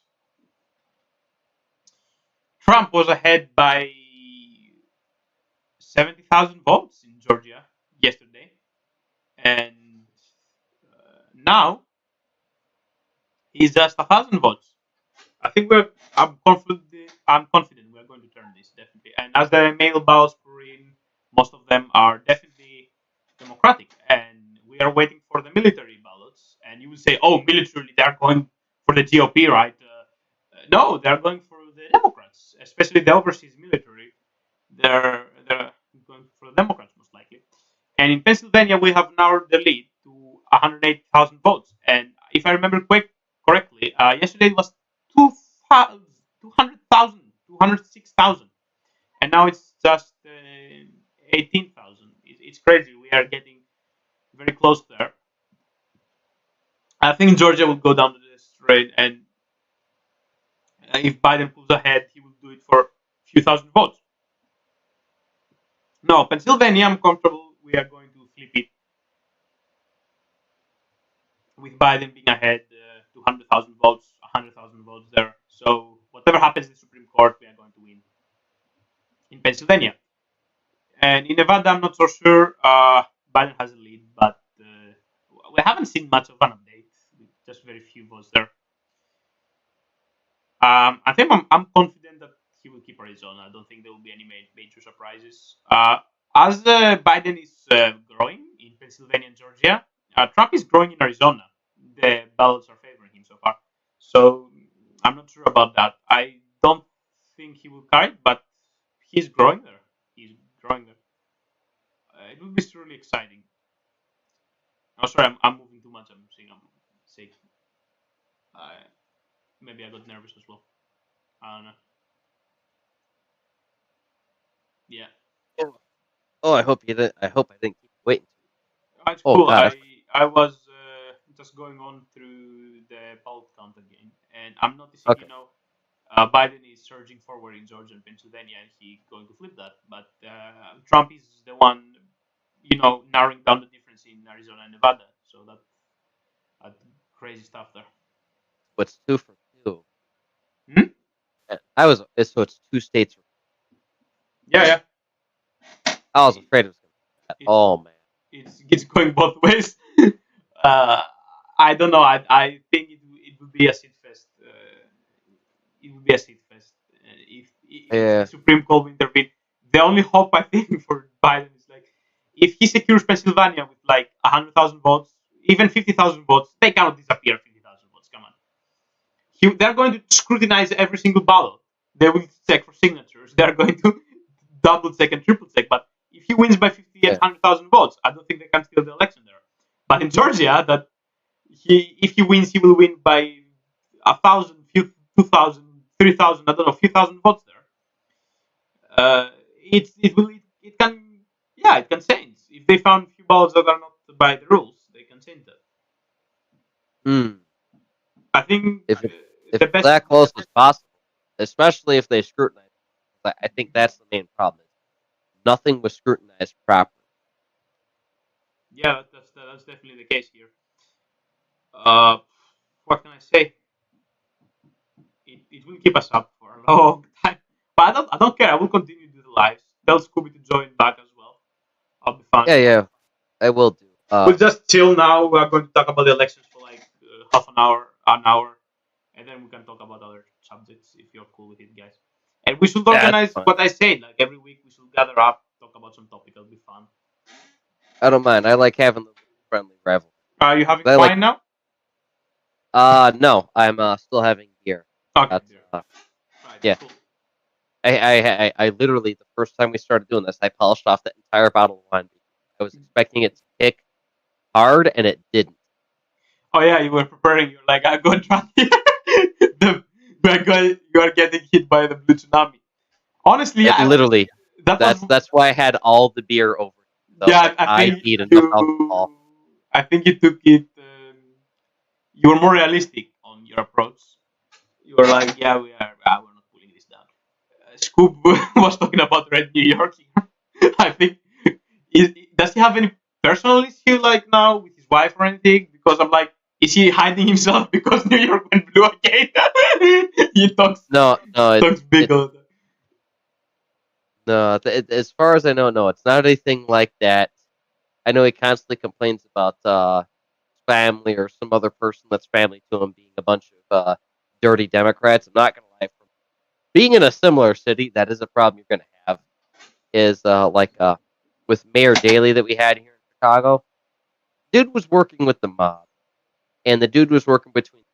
He was doing a lot of very illegal stuff, but he did it to the point to where he got just enough done for the city that nobody really cared.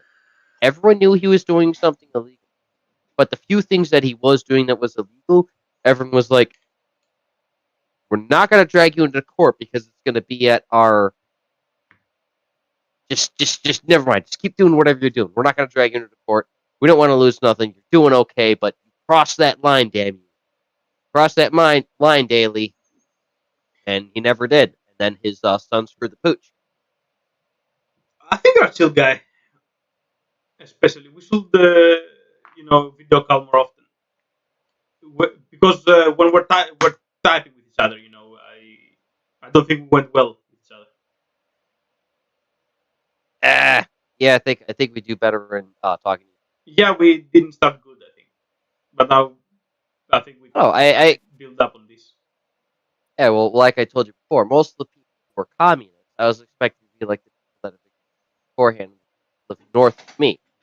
They're a bunch of Maoist-loving, multi-gendered, intersectional, homosexual, multi-gendered sexual individuals that believe each is according to his means of fist, each according to his means of anus, and they wish to.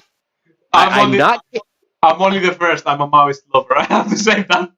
But other than that, I have not any of this, man. But it's Maoist in the fact that it's a legitimate, solid cult. I don't know, like Like Americans just are like crazy. how. Even the left. Oh, you think? Uh, One of these people, I believe, is the person that attempted to shoot me. I should say. So yeah, they're relatively nuts. I think we are more down to the ground in Europe. We haven't reached that level yet. Yeah, no. With you, I could at least have a nice beneficial rivalry, like how we have going now, to where we're able to talk. Yeah, it's If it was one of these guys up north, hold on. Are you racing for the right? Oh. What? Yeah, yes, I am. Uh, It would literally come down to if he or I would have to use a real one of these for self-defense, because just like the Spider-Man meme where the both of them are sitting there pointing at each other, yeah, calling each other, yeah. it would very much be. Let me load another one. Let me grab the bottle opener, because this one's the legal size. Out of irony. Get in there. It'd literally be like him and I just sitting there, just like, you know, we'd be literally pointing at each other with the rifle, with the very legal capacity mag, waiting for the police, because we've called the police on each other. And, you know, they were sitting there just, you know, by the time they get there 20 minutes later, okay, both you put the rifles in. I don't want to put it down until he puts it down. No, I'm not putting it down. He's the other guy. I'm not going to put it down. And then it'd be about 20 minutes later to the cops actually tackling the pair of us, making us put our rifles down to sort it out logically. And then the news goes, 2 morons point rifles at each other and get arrested. Does that? Do you even had any confrontation because you guys are wilder? I've had a few confrontations, but most of them haven't been. The worst one was the one I mentioned earlier where the guy shot at me. Other than that, I've worn my MAGA hat around at work, and I've only had a couple black women ask me how I feel about his race. And they basically respond, you born in the suburbs where you ain't heard somebody say something harsh towards you. Only thing the motherfucker's doing is he's talking like an asshole. I'm talking in the context as I'd talk to them. So, I don't know where you're from. I work with you, alright, but lace with them crackerjack motherfuckers over in the goddamn suburbs. You ain't told me, you ain't heard a donkey teething motherfucker say some weird ass shit to you about some shit or other. Come on, give me some slack here. Yeah, he's a motherfucking asshole. Motherfucking New York, where they're all motherfucking us more than we motherfuck each other. So, the motherfucker you expect is gonna be an asshole. Going political now. Why do you think there is such a sharp divide, especially along the gender, race, education, and income lines? Why do you think there is sharp divide? Oh, same stuff I made fun about earlier.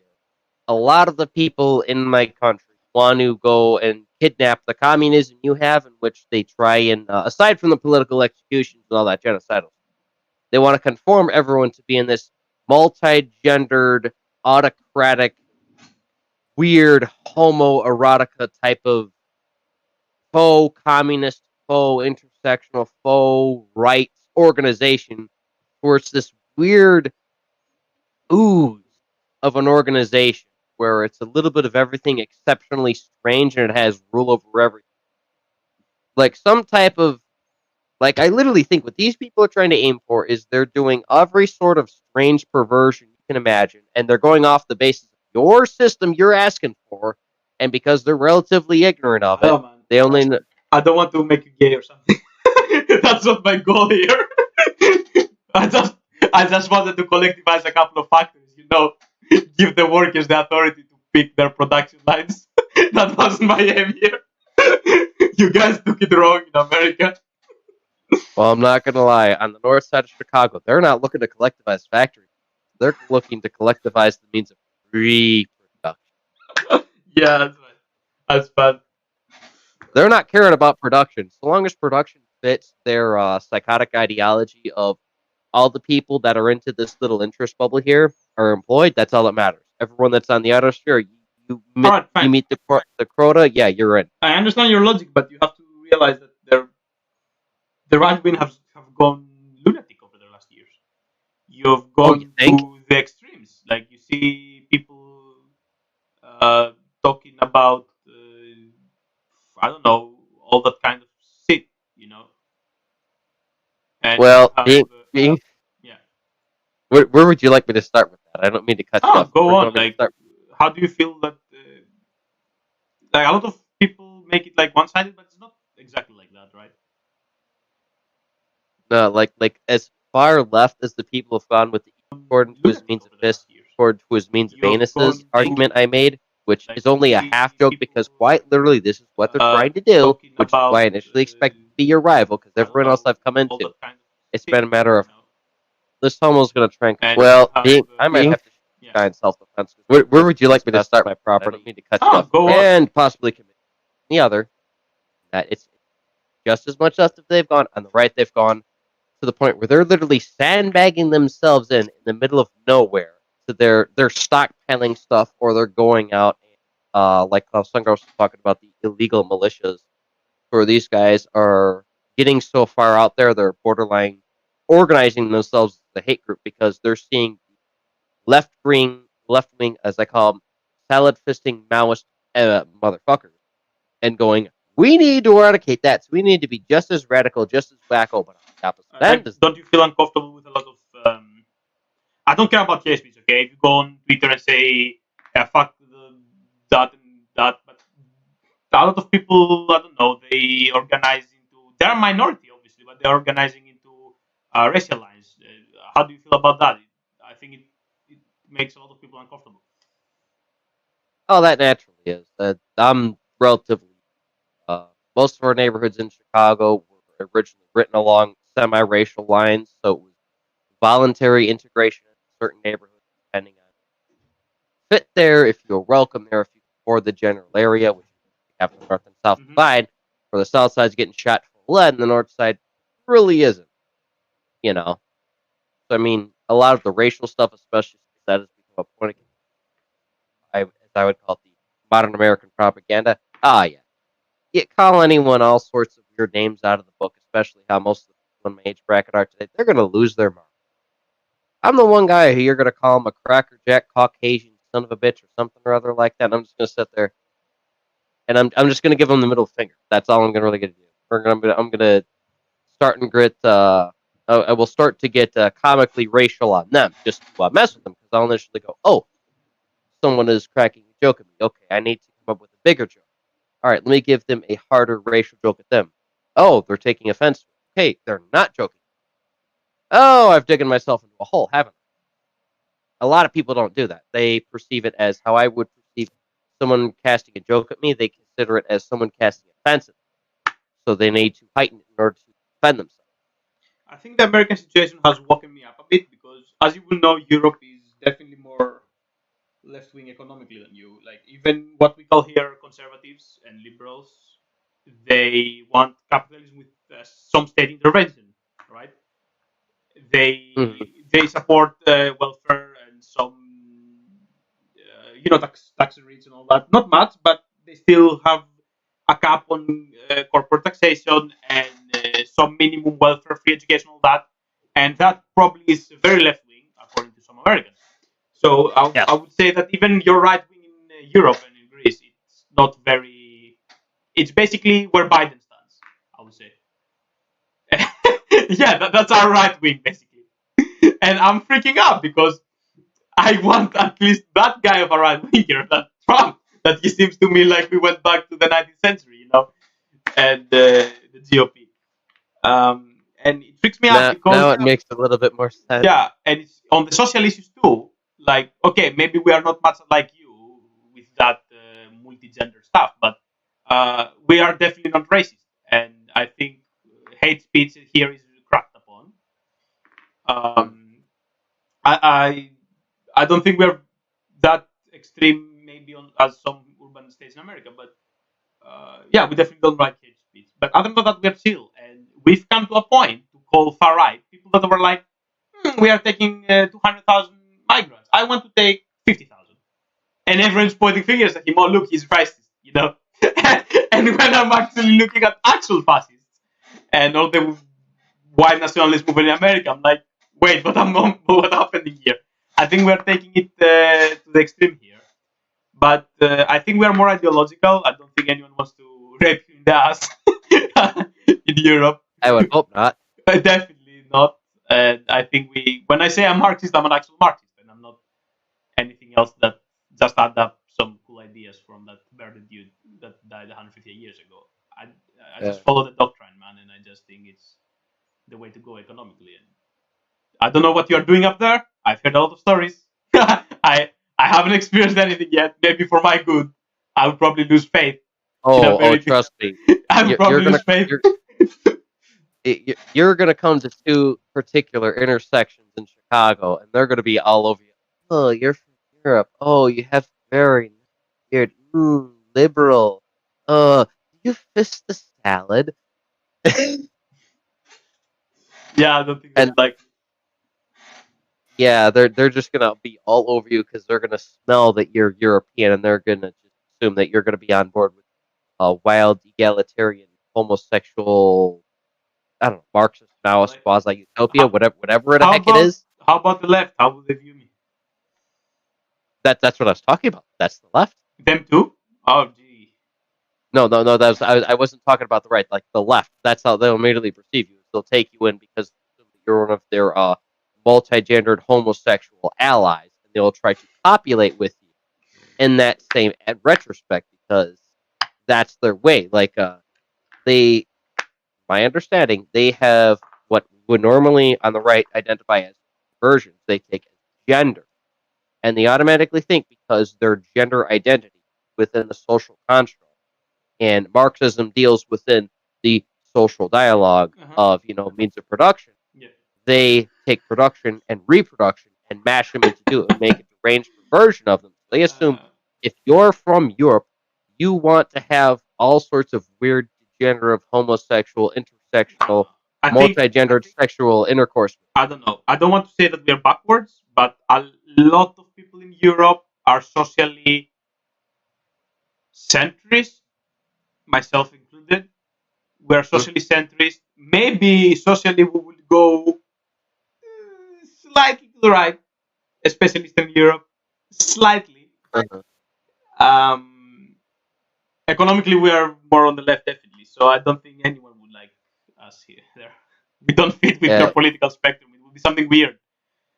No, the left would literally try and have all sorts of fornication with you, and I would advise. I don't know, like you're in the extreme. Like you are on an extreme because you want full capitalism, no welfare on the right, and you want to ban abortion, all that crazy thing. That definitely won't happen in Europe. We are more free on that. And in Europe, we haven't legalized marijuana, but we have like open abortion. Some states allow gay couples and that, but we don't have any weird law except only in Britain that if you misgender someone, they're going to knock on your door. So I think the left has taken it to the other extreme that you're misgendering someone and suddenly it's everyone is at your throat. Like take it easy. Like you don't have to go to. You're both on. Yeah. So I cannot fit anywhere. I guess I'm socially centrist and economically left wing. That's it. Yeah, I'm not gonna lie. You'd have a hard time in America. Right wing is gonna automatically eject you because you're gonna mention communism or socialism. They're gonna go, "He's a Russian red. We gotta get gone done." Thank God. And then they're gonna talk actually, to you. Thank God I don't have a thick accent, right? I don't have a thick accent, so I don't think they would think I'm from Russia or something.